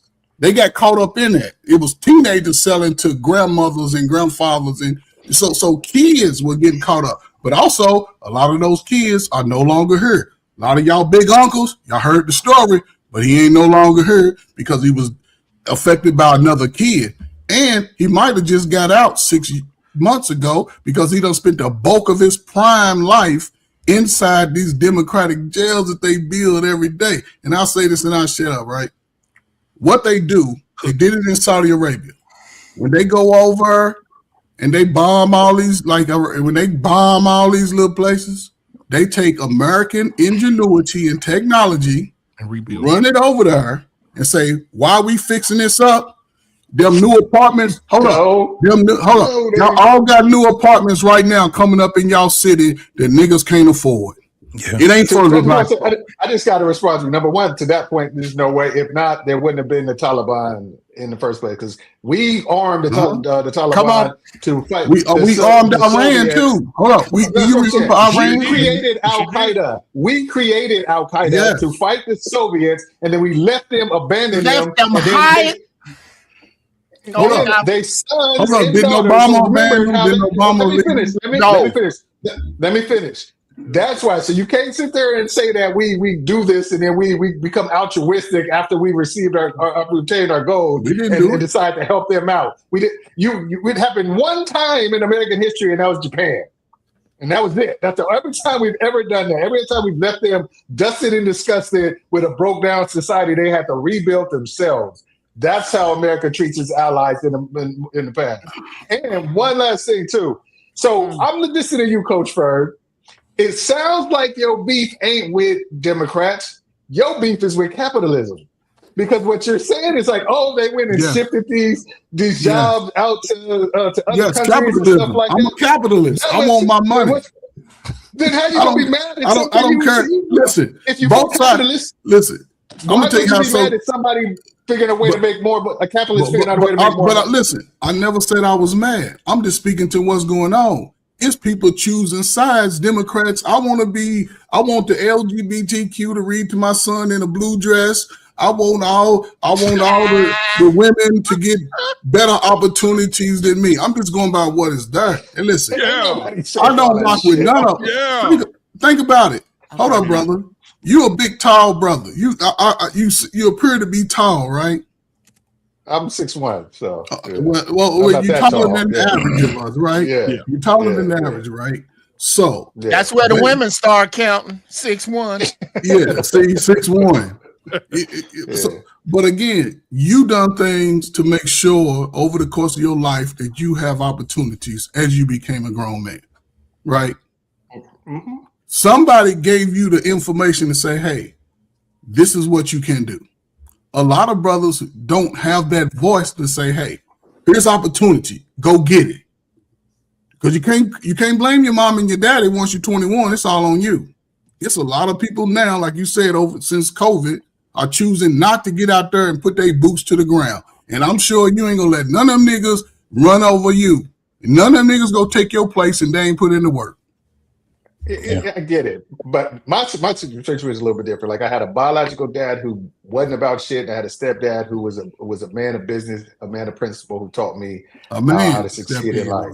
So that's what I'm saying. It's like some people didn't have it like the way I have it. Some brothers didn't have another man that came in and showed them the right way to salute to the stepdaddies. I got to salute to them. Yeah. Gen X stepdaddies. I got a dope one. Hey, Grant, I do correct myself. It wasn't 90%. It was 78%. My point is that it's overpopulated over there in Brussels. It's almost 80%, homie. That's what I was saying. And when you look at the details that's going on in that country, and not just that one, it's a whole bunch of them that's over there. You do have a lot of people that is in power that actually look at that. World news is important for us. So that's the only thing I was just saying. You know what I'm saying? Okay, niggas, I can watch the show with everybody else. Shit. Hey, let me ask the brother this. The one Black Democrat, give 1 second. 1 second. We're gonna let Uncle Jim get there. Go ahead, Uncle Jim. So how many generations? Or not. How many generations do you think it would take for young black men to catch up to start getting out these construction jobs? I'm gonna go get my brakes done. Uncle Jeff, what you got? Uncle Jeff. What you got, Uncle Jeff? Yeah, stick a pin in that Black Democrat. Let's let Uncle Jeff get in and do his thing. But I heard what you said. That's a good question, though. It is a good question. He's old nigga. He forget soon. So go ahead, bro. I'm in Florida right now. Let me tell you what happened. So this guy, he's a Jamaican immigrant, but he's been in America for like 30, 40 years. He went to New York, the Queens. Now he's in Florida. He's like in his 50s. He said he went to a construction site to try to get some work, and the people told him he can't work because he doesn't speak Spanish. Yeah. Now he identified as a black African American, even though he's a Jamaican immigrant. He's been over. He's like in his middle 50s, close to his 60s. Get you some Spanish. You got to delay. Uncle Jeff, please. Learn Spanish. I don't know it. Hey, Uncle Jeff, go ahead. Hey, man. Peace to the panel. Everybody here has seen Finding Nemo, right? Yeah. Yes. No. I'm gonna bring it around, Grant. I'm gonna bring it around. Right, you're only dealing with residual weed right now. I'm on my weed hiatus for like April. I'm just gonna take off. That's tomorrow. Yeah, for April. No, not until April. Okay. That's tomorrow, Jeff. That's hilarious. No. All right. Y'all understand that the fish had their own world inside of a world that is inside of a world. Another right? world. Yes. Yes. Inception. What we are talking about right now is aquarium rocks. We are fish discussing aquarium rocks. There is a much bigger picture that we are not looking at, which is the design that all of this is. Mm-hmm. This is a grand design. This country did not accidentally send jobs overseas. That wasn't no whoops. This is this concept of calcified wealth that we are all looking at, where 97% of the nation's wealth is in 2% of the hands. You don't get there overnight. The exact same way that the 10 freeway from east to west is a map of black people's homes and businesses that were purposely eminent domained after they got them going, is the same shit. We did, and oh, by the way, we didn't do shit. We, as a United States Marine, we didn't do shit. This is what these greedy ass white folks did. That's one. Two, your man Dame, bruh, out the park, in the parking lot, through somebody's window with the seams off the ball, home run. Everybody here has seen or has heard of the movie Best Defense with Eddie Murphy and Dudley Moore way back in the day, where Eddie Murphy played a tank captain. We were about to fight Russia in this movie. When he got stuck in the sand and his tank wouldn't work, guess who came to rescue him? The Taliban. The Taliban was our friends. Here's when we abandoned them. When the wall fell in Russia, America cut the cord. Like in I use movies because they're a watering hole. We can all gather the pieces I need to make the point from. Over this, Grant loving this. Just like in clear and present danger, America cut the cord on supplies to the Taliban at the Russian border. We got plenty of money to ease them out. Stopped. Hundreds of thousands of them were slaughtered like that. And from that day is when they became our enemies. And as long as we talking about who can't go get a job right now and how bad jobs are, you are having a fantastic conversation for 1988. JOBS are done by BOTS. The only thing that will save you now is stop ignoring God's purpose for you. Whatever that is, whatever. I don't care what you call God, Jesus, Allah, Buddha, Joey Bag of fucking donuts. I really don't care. But there is a higher power that gave you a purpose. Whatever that purpose is, you better have your monkey ass at it, because ain't nowhere for you to yabba dabba do like Fred Flintstone. That's gone. It's gone. What job? Where? What dependable job? 500,000 sisters just got laid off. 500,000. Y'all. I don't think y'all. We're discussing the wrong thing here. To discuss, and you can, but you're gonna have to refer back to the 1980s. But you know they got their jobs back, Jeff. They got their jobs back? Oh, okay. Well, then maybe I'm not making any sense. No, you making sense. I'm just saying they got their job plus 30,000 more jobs also. Okay, what kind of jobs, bro? Their jobs back. They got those the ones that they lost, they got them back. Oh, okay. It's more of black men. Okay. That's why I get it. It's 500,000 black men have lost their jobs now in 1 month. How about this? 500,000 Americans who look like us, 500,000 don't know how they're gonna feed their kids. Is that closer? No. I was agreeing. Okay, here's my. I just was edifying you. Thank you. Here's my whole point, and then I'll land. As long as you keep following this, without following the plan to take us to the Handmaid's Tale, as long as you keep ignoring what really is going on right here, or diminishing the conversation back into the fishbowl at the aquarium rocks, which are jobs, this is going to be an oval dirt track, because you're not looking at really what is happening here. And it is the beginning, and it's the last movie reference. You know how you see Star Wars and you see the people who have nothing and they have all of this technology you don't understand? And then there's the Death Star and Darth Vader and them, and they kicking it and rolling. This is where we're going. This is where we're going. And I need somebody to argue that for me. I do. And I'm sorry, guys. I hate to be the downer here, but this talking about jobs and voting and Democrats and Republicans. Why don't we go ahead and talk about Harlem and going out like it's 1945? Why don't we do that? No, why don't we just get it? Hold on. Let me just you made a great point, Jeff. No doubt. But Jeff, you know how even a kernel of these conversations can lead to other things that get us to there.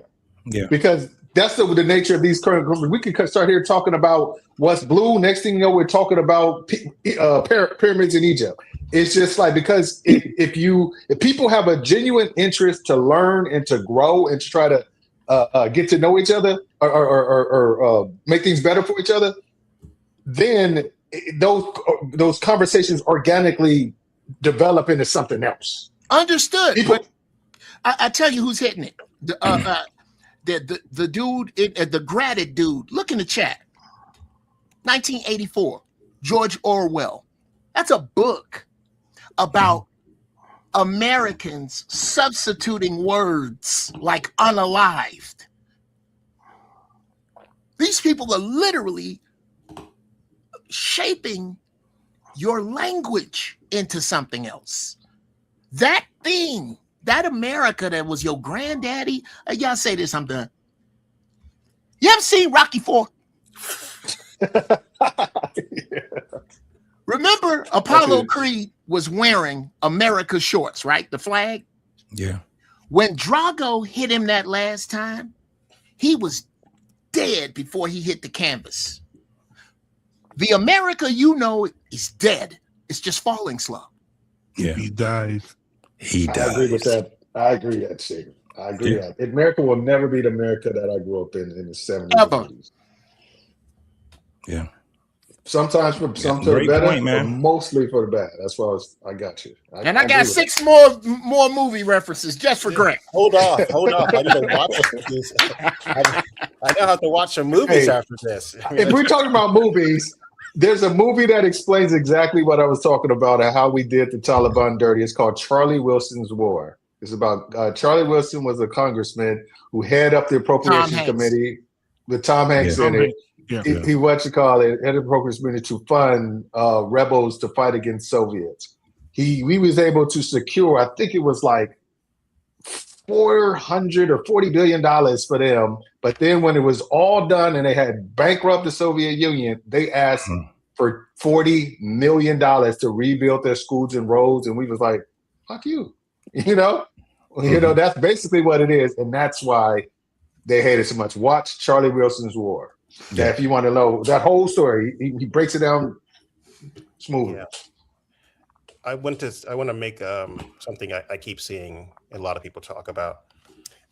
I do think part of, as one of the things, if we're claiming to be smart as Black men, which I think this panel is, but for some who may be in the chat, you really can use Google to check your facts. It's really easy. Please.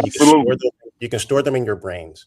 So when you say things like the Democrats did not vote for the Civil Rights Act, you could just go Google and see over 190 of them actually did. Number two, if you think that the Republican Party was started without Democrats, you don't understand that the Republican Party came out of a failed Whig party and those who left the Democratic Party in order to start the Republican Party. Also, if you understand, early parts of the political system and the political parties, they were not unipolar. And what unipolar means that currently we have the Democrats who are largely on the left and the Republicans who are largely on the right. But there was a moment in time in political history in which the parties actually had bipolar, correct? They had two ends of their parties. And in that particular case, you begin to see a shift, and it happens around the 1970s. And then it really gets calcified during the 1980s. It just makes sense to sort of understand these things. I'm not saying you should pick a side. I'm just saying pick a side based on factual information. And that will actually show how smart you are as a Black man, correct? Yeah, because absolutely. You're absolutely 100% correct. And when you have Black Republicans who claim they're not with a political party and they constantly bring up, well, the Democrats are the original party of slavery and Jim Crow, then they say it wasn't a switch, that the party switched. And I say, well, they gradually switched over time. And they're hell bent on on saying that no, the Democrat Party today is still the Democrat Party of the of the antebellum South. Yeah, and then let me also answer this question. Well, you can't trust Google. Well, sir, you can actually go and find other information. Correct. Part of research isn't just. Can you trust books, nigga? Yes, you can actually. One of the things you can do is say you can go and you can look at the actual. I be damn, niggas always got some shit to say. I can trust my uncle. To figure out whether or not right. But I also want to leave this with many of the Black Republicans who seem to miss this point. If you truly think that these parties haven't switched, and yet you are for the party Republicans who still wear the garb of the supposed Democrats you say hated Black people. Imagine being Black and going, the Democrats don't like us and they were the Confederate, and then be a part of the party that wants to wrap themselves in the flag that you already acknowledge was meant to harm you. Now, let me help you with one other point, because this is the part. If you think that the civil rights was the war was about states' rights, you have to be an absolute moron, because you can read the first line of the Declaration of War was to keep slavery. Nowhere they were like, this is about our right to keep slavery. Now, I will tell you this, that the states that actually came up with the states' rights were mainly in the North, because the northern states didn't have were part of the original founding of the country. Now, the South did lose, and the South did not negotiate anything. They just lost. So it wasn't as if they lost this war and were like, hey, North, can you try to keep states' rights in your Constitution? Because the war was never about states' rights. Because in that particular case, if the North was not for states' rights, the Constitution would have been changed post-war, because the South didn't win. They lost, and they did not negotiate to keep states' rights in the Constitution because it was already constitutional. So here's the thing. I'm just trying to help you out. I don't care if you're Republican. I just don't want you to be dumb. And you're welcome. I could put it up here, but the quote, if I could save the Union without freeing any slaves, I would do it. You know who said that? Abraham Lincoln. Abraham Lincoln. Abraham Okay. Lincoln, sir. And this is what kills me with black folks. Say it again, though, Uncle Jeff. Say it again, because it's written behind his statue in Washington if you've never been. If I could save the Union without abolishing slavery, yes, I would do it. This was not about his love for your black ass. Yes, let's That's go why here. To my Abraham Lincoln freed the slaves. Fuck that. That's because they bullshit. using 70s grade school language. Absolutely. Okay. Let's be clear, and this is my opinion of first, Republican and Democrat are terms white folks use to describe each other. They ain't talking about your black ass. Number two, here's my metaphor. Sadly, granted, doesn't have a movie in it. Here's my metaphor for Republican and Democrat. Let's just say it's me tomorrow. Creator don't give these words any power. I get hit in the middle of a street by a car. Wham! And he keep going and particularly fucks me up. Compound fractures, the freaking lacerations, toe up. That was the sound it made. Republicans are on one side of the street. You know what they gonna do? Oh, we're not coming out to get you, but we'll tell you when the traffic is coming.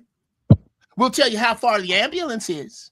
And if you can drag your twisted, bloody, beat up ass over here to our side on your own, we got medical, we got assurance, we got rehab, we got antibiotics, we got all of that. Democrats, they see the same accident and they'll come out and drag you out of the street up onto their porch and go, oh my God, I saw the car. I got the license plate number. I got a good picture of the driver. Let me go in the house and get you something to help you. And they'll come back out of the house with a yo-yo. Do you yo-yo, sir? Oh, you're bleeding. I'll be right back. I got something for you. And they'll come back with a fucking remote. Yeah. They're not going to give you shit, but they will let you sit on that porch and talk about what happened to you until you bleed to fucking death.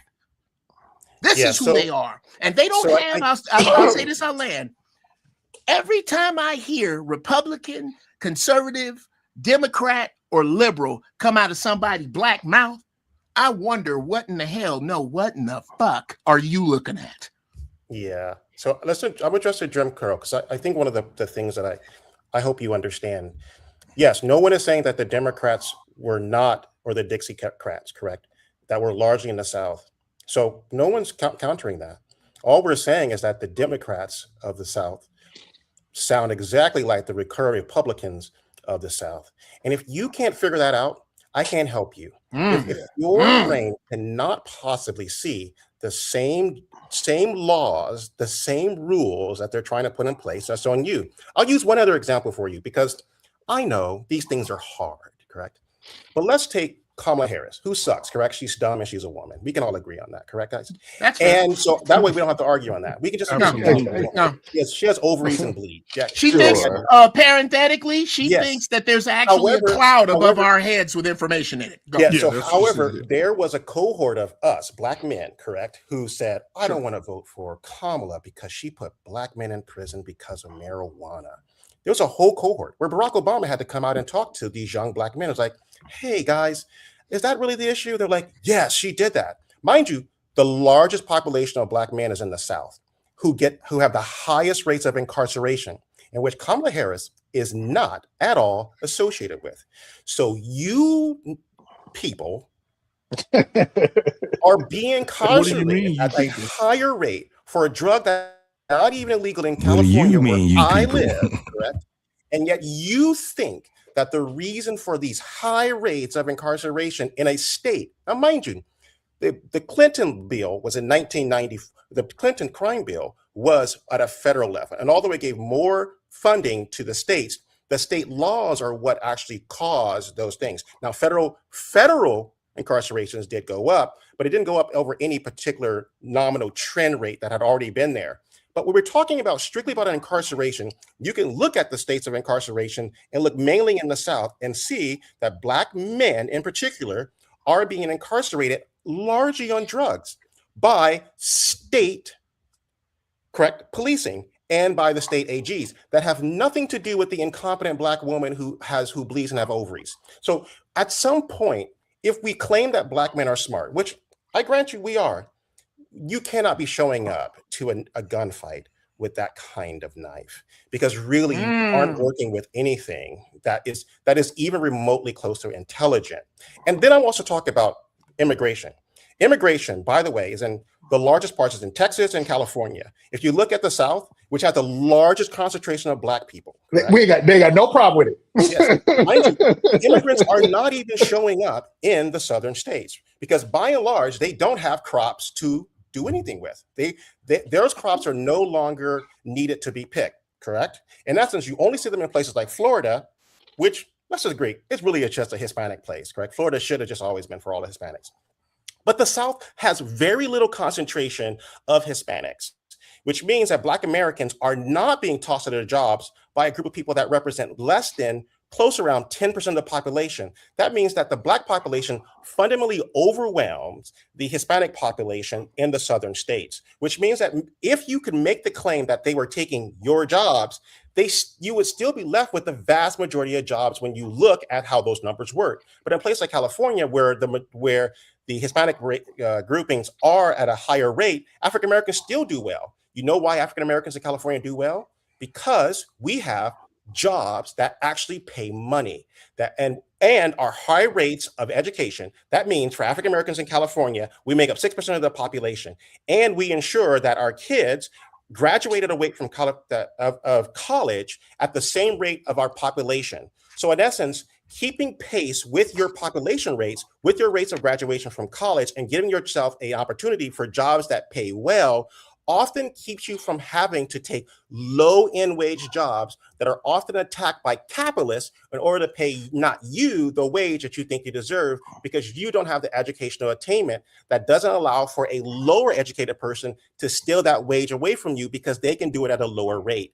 If you understand those dynamics, you won't be trying to pick sides. What you would understand is that capitalism doesn't like you, and yet you keep hugging the white leg of your zaddy because you think a woman who has ovaries and who's a Black woman who may wear a wig is your enemy. And that is the craziest thing I've ever heard. And just to piggyback off of that real quick, just like I didn't vote for you Hillary said either.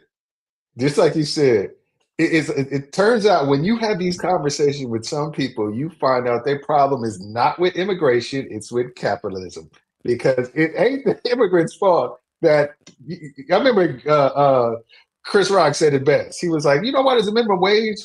Because owners and business owners said, this is how much I can legally pay you and not get in trouble. If they could pay you less, they would.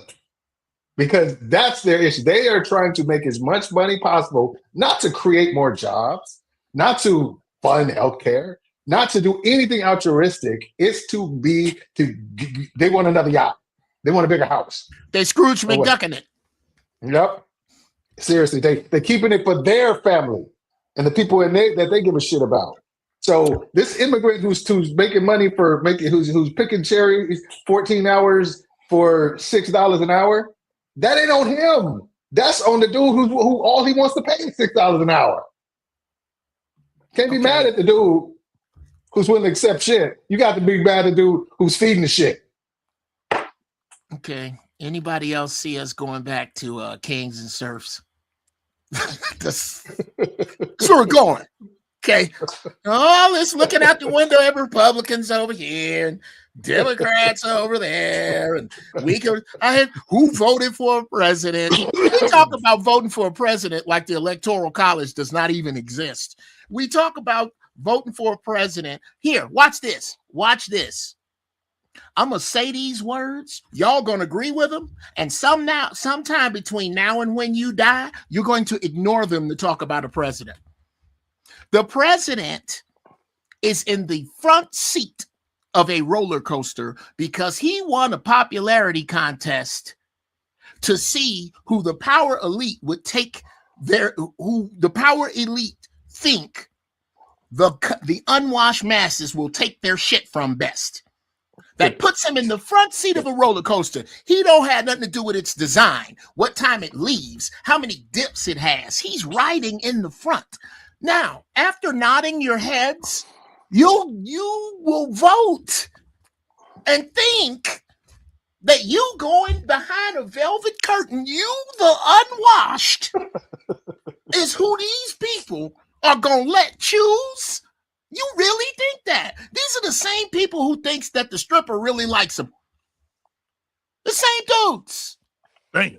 Please, now, I want you to think about that the next time you talk about voting for a president. You either agree with me or you don't. All I'm saying is I agree with you, brother. I do agree. Then how do you vote?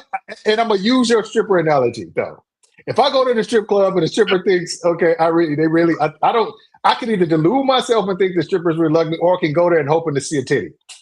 That's what you do when you vote. You say, okay, what is the bare minimum I can get from this situation that's going to do me some kind of good, or the people I give a shit about put us in the best possible position to get have a decent opportunity at something good. And that's what you're going in. That makes perfect sense if these two groups of people don't exist. The Asians and the Amish, the two lowest voter turnouts. Let me tell you. Yeah, he right. That makes perfect sense in that vein. Ain't voting for if shit. not, you are just using some shoe leather to go leather. And if you want to feel better, if it makes you feel better, right. It's like when you get a lollipop when you leave the dentist's office. All he doing is ensuring you're gonna be back because that's sugar in it. Why do you think the dentist give you lollipops, nigga? He's investing in you coming back. I don't get it. I don't understand. So how you guys feel about what Uncle Jeff said? Like the Amish and the Asian community who votes the very least. Yeah, but they have things intact that we just don't. Exactly. So it's a great conversation to have. I think it's something that Black folks need to at mass be able to mine out, because I understand exactly what Jeff is saying. However, we were still, the majority of us on here was born into this system.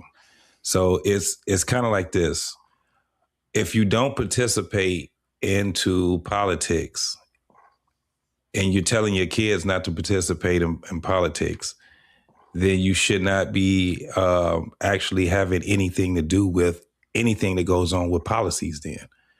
So that's where I'm like, we need to really mine that part out. I can understand the whole thing where he's saying that type of voting, and I think I agree to the executive part, but not when it comes down to community. Yeah, basically, I feel like not when it comes down to what's close to us. Only rich people vote to make their life better. Poor people vote to hope their life don't get worse. That's all. That's all. A lot of people. What I'm saying is, but to your point though, Dame, is because and this is just, and I'm gonna say, I think that the majority of Black folks, let alone the majority of folks in America, don't understand the politics in voting. They don't understand how to hold a vote. They don't understand the togetherness that the vote actually is. That's what I'm saying. We don't have that understanding. So to tell someone not to vote, it gives an excuse for people that wasn't even trying to vote anyway. So do we learn politics? Do we learn government? Do we learn or not? I have a quick question about the Amish. Hey, how long have the Amish been in America? How long have they had communities and Let me check. They're dying. Their community is dying. That's why they're on talk shows. They're on talk shows trying to get people from the outside to join their It's over 300 years. Yeah, okay. Something like that, 250, 300 years. Hey, the Amish are white. They're 99% white. Were they having their communities burnt down? No. But their communities are dying because the new generation does not find value into the Amish way of living. Right. They're eroding. And birth rate. And birth rates. their whole premise for survival was separation. They kept themselves secluded from everybody else, so they was able to stave off the influence of modern society for as long as they possibly could. Build their own houses. Yep, they can Yeah. build a barn in 2 days. In 2 days on their own Shit. land. Yeah, 2 days they got a barn up. That's real shit. Let me Address JT.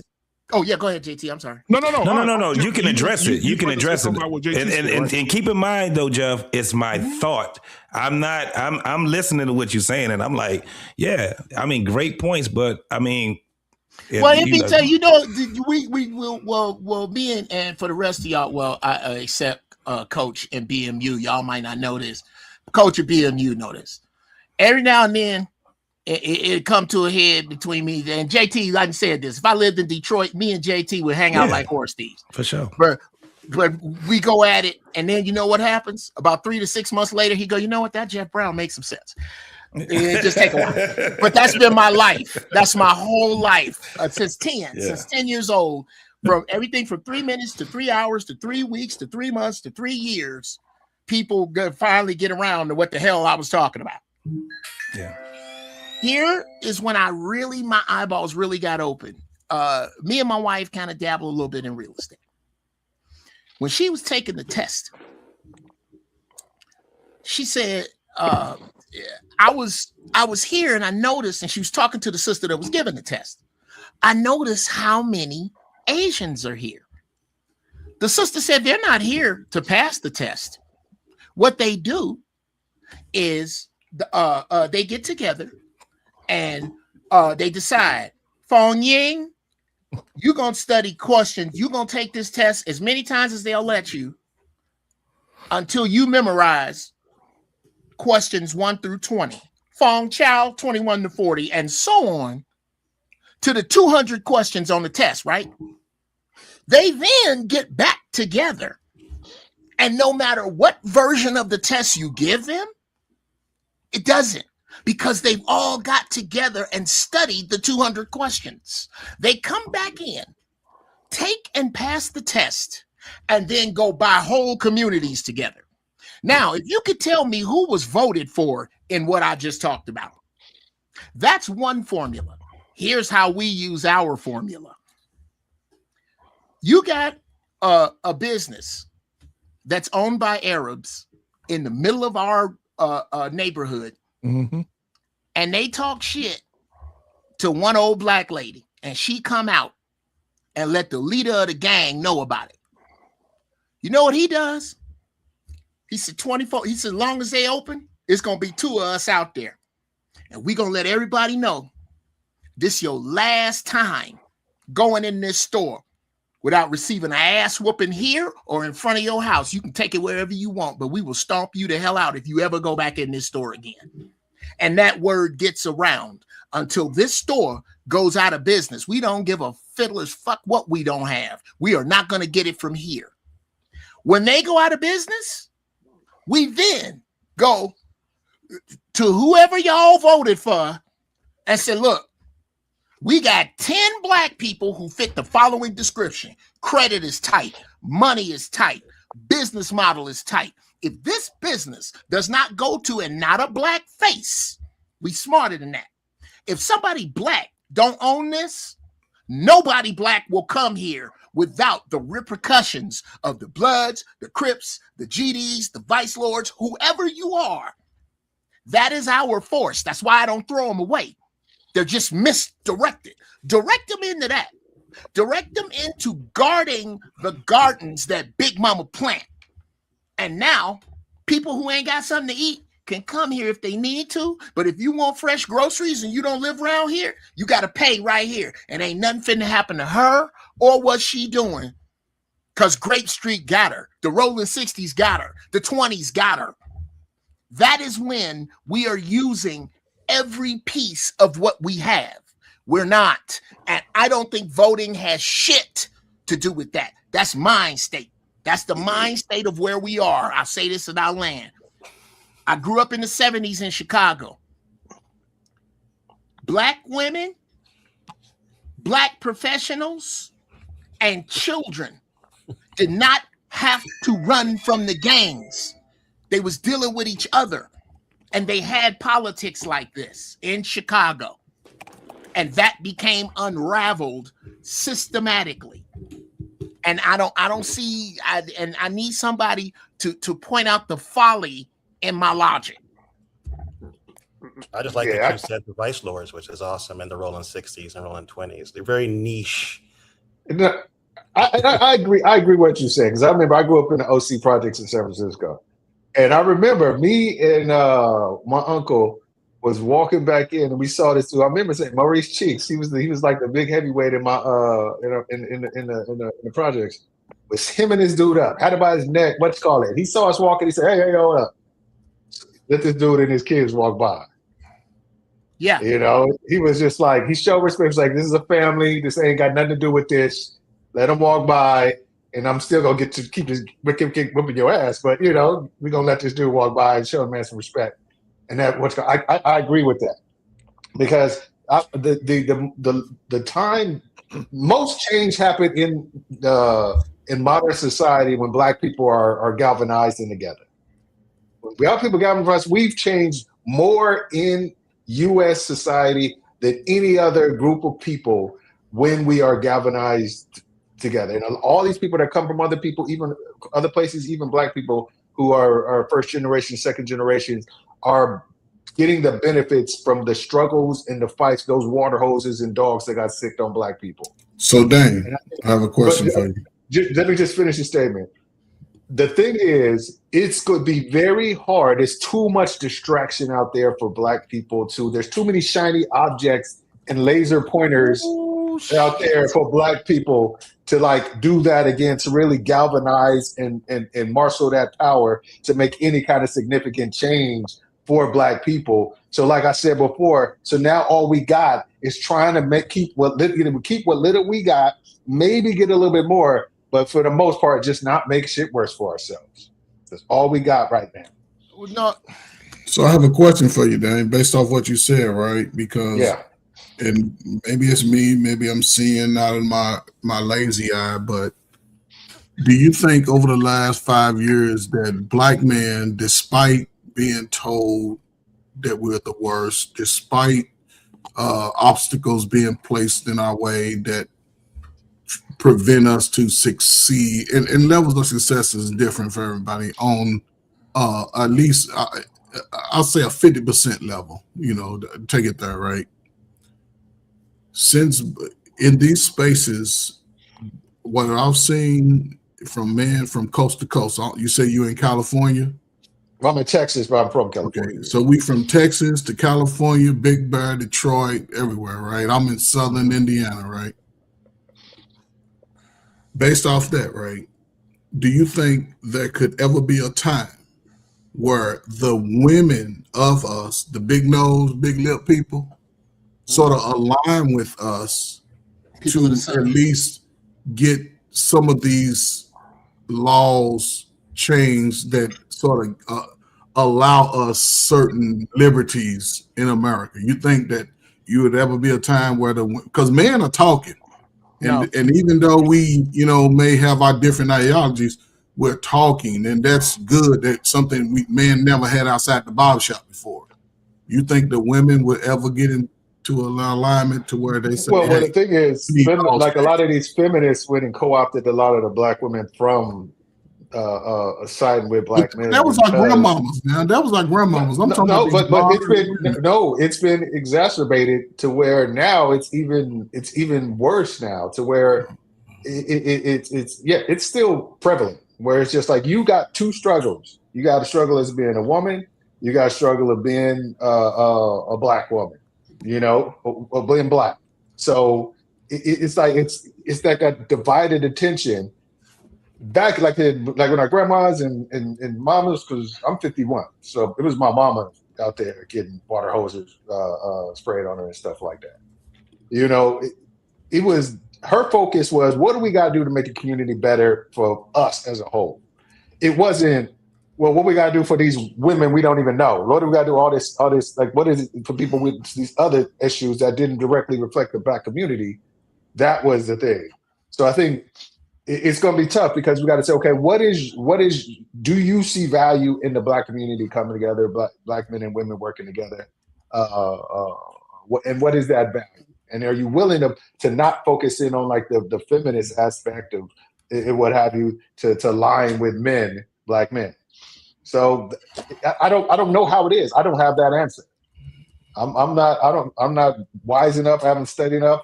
I'm not on Grant's level where I probably got it like at the ready, or Uncle Chef's level. I don't know what the answer would be, how to get people to come together again. I'm a proponent of marriage. So I always thought if we could include the value of marriage to people and relationships with people, then maybe we could find some kind of symbiotic relationship there, and people can kind of get alignment and kind of work together for stuff. So that's where I'm thinking. That's my mentality. But other people see it different. People don't see value in marriage anymore. So, hey, let me say this. I didn't see, like, I'm divorced, but I have 4 girls and 1 son by 1 woman. I guess they're by the same woman. I didn't see value in marriage till I started traveling to East Africa. And I saw the difference between the East African women versus the American Black woman. And I only mess with, like, I've never been with a Caucasian woman in my life. So I've never really thought about marriage till I started going to East Africa. And I've started meeting these Kenyan women. A lot of people don't know that Kenya was colonized by the British, and they're Christians, Seventh-day Adventists, Jehovah's Witness over there, and they're feminine fit. So what do you guys take on African-American men marrying women from like like countries where they're like, they're like traditional? Long as you go there. Don't bring her back here, because now you're dealing with Auntie. I want to talk to you, Auntie. Bring her here. Okay. Yeah, I mean, you love who love you. Go to where you're celebrated. Yeah. Yeah. I mean, because there's going to be like, and I know what Uncle Jeff said, because he was saying once you get around American women, they're going to influence her all kinds of left and right. You're going to have to leave her locked up in the house. But if she go out and get a job and she got co-workers and stuff. Women are creatures of suggestion. That's why the serpent did not come to Adam. Because this made sense to Adam. And I'm using the Bible like the Marvel universe. I don't take it any more serious than that. Wait a minute. How you gonna come at a dude who God said, okay, look here. You see all these animals? You can name them what you want. Anything you want, we got strawberries big as your head. Don't fuck with that tree over there. All right. You don't even care why I don't fuck with the tree. God said don't fuck with the tree. Her? Check this out. Check this out. Now, this is to get on that subject. I say this more to Black men. You've heard me do the math before to just abbreviate it. Whenever a sister from America gets snippy and in your face, just go, oh yeah, well, there's a 2 million Black woman surplus, and just keep it moving. No, that answers all the shit. That there's just 2 million more of you. If you all became zombies tonight, by Friday the whole world would be infected. That's how many more of you than us there are. So I don't have to put up with any of your shit. 2, if you feel the need, there are so many Black men fleeing this country from Black women that they have a nickname and a demographic. Just think about that for a minute. They got a nickname. It's happening so much. Then there's Isaiah 4. We won't go down that road. Come on. Bruh, look here. This well is poisoned. This well is poisoned.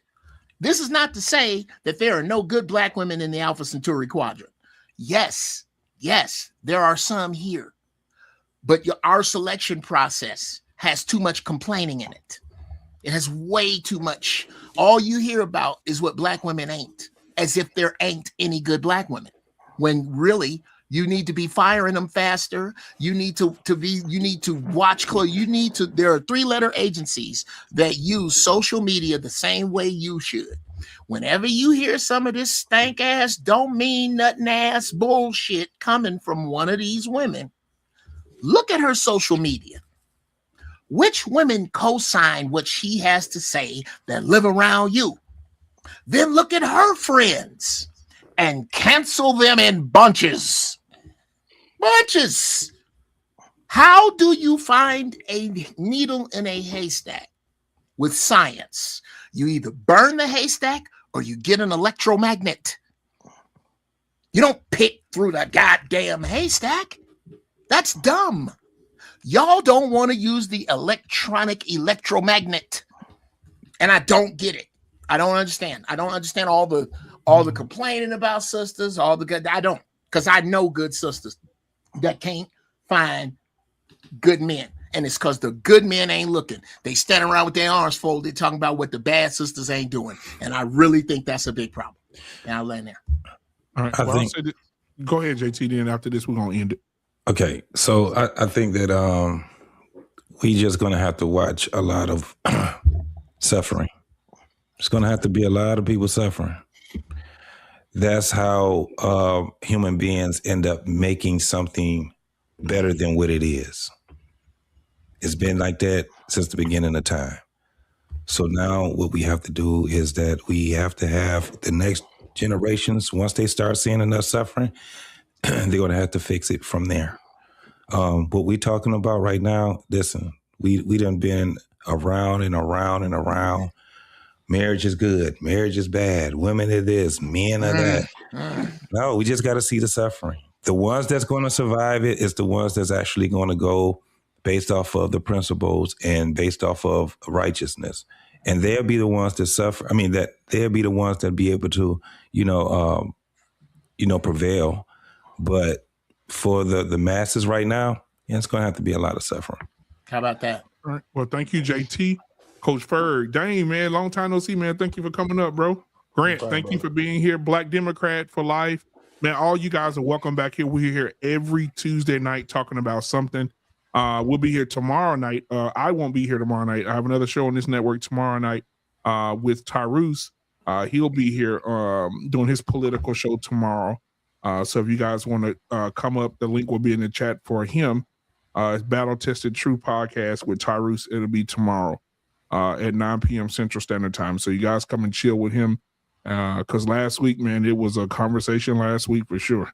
And he is I've never seen a man hate Trump as much as this man. And boy, when they get him going, the show will get live. It's for the last couple of weeks, it's been live, bro. Wait, black so man. Y'all gonna support him. He gonna have all the facts. He's gonna have all his dissertations done. Yeah. He's gonna have all the papers typed out. He's gonna homework done, apple shiny. Yeah, he's gonna be ready to rock and roll, man. So we thought it was Dave, and then Tyrus came up. We said, "Well, shit, Dame good." Yeah, absolutely.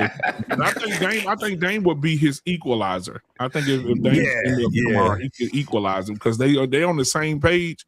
But he needs somebody to calm him down because one of the things that Tyrus said, shout out to him, man. Love that boy to death. But so one of the little things he said is this right here. You're telling me we need to burn this motherfucker to the ground. See. That's an insert. See, doesn't he look like Jim Jones? Yeah. see. And so, but yeah, so y'all come support him tomorrow, man. He has a really good show. It has a panel. They talk about politics and what's going on in the news. He starts out very good talking about the world news and what's going on in the world news and things of that nature. So y'all come and support him, man. But I appreciate you guys being here tonight, man. Every Tuesday, Friday, barbershop. Y'all want to stop by the barbershop this Friday? I'm definitely want Uncle Jeff on this conversation for Friday. White women hurting the black women in the dating market. And I definitely want to hear what Jeff got to say about that on Friday for the barbershop conversation. So I'll see y'all guys later, man. Appreciate you guys. Appreciate hit the you, like man. button, hit the subscribe button, and we'll see you guys tomorrow. Come support. Salute. Yeah. Black Man Unfiltered Network. We ain't here to play nice. We We here to flip everything they told you was normal. Hey! Yeah. Yeah. Hey, we flipping tables. Yeah. We breaking labels. Facts. No more silence, no more favors. Truth hit hard, can't save it. Yeah. We flipping tables. This that real, no cable. Hey, if it's fake, we unplug it. Welcome to the table. Yeah. I came in the room, they was comfortable, quiet. Smiling in your face, but behind it is riot. They told me be calm, but I'm built for the storm. When the truth in the building, you better transform. They don't like a man when he speak with direction. They love you when broken, confused, and correction. But I'm on a mission, I'm changing perception. No filter, no fear, just raw intersection. System designed just to keep you disabled. Mentally trapped, spiritually labeled. I'm cutting the cords, the lies getting fatal. If it ain't the truth, I'm flipping in the table. We flipping tables. Yeah, we breaking labels. Facts. No more silence, no more favors. Truth hit hard, can't save you. Yeah, we flipping tables. They said don't question, I said watch me. Too many men out here living sloppy. No guidance, no code, no structure, no lead. Now we wonder why families bleed. This ain't hate, this accountability. Look in the mirror with this vulnerability. Masculine frame with responsibility. That's what they fear, that's stability. I'm calling it out, no sugar, no glaze. We breaking these cycles, we shifting in the phase. Legacy built, not lost in the maze. We done being silent, we entering rage. This ain't just a podcast, it's a movement. It's a reset. If it's built on lies, it gotta fall. We flipping tables. No fear, no fables. Black men rise, we stable. Now we changing the label. We flipping tables. Truth is non-negotiable. Black man unfiltered. This the voice they ain't controlling. Flippin Tables podcast. Black Man Unfiltered Network. If it don't make you uncomfortable, it ain't real.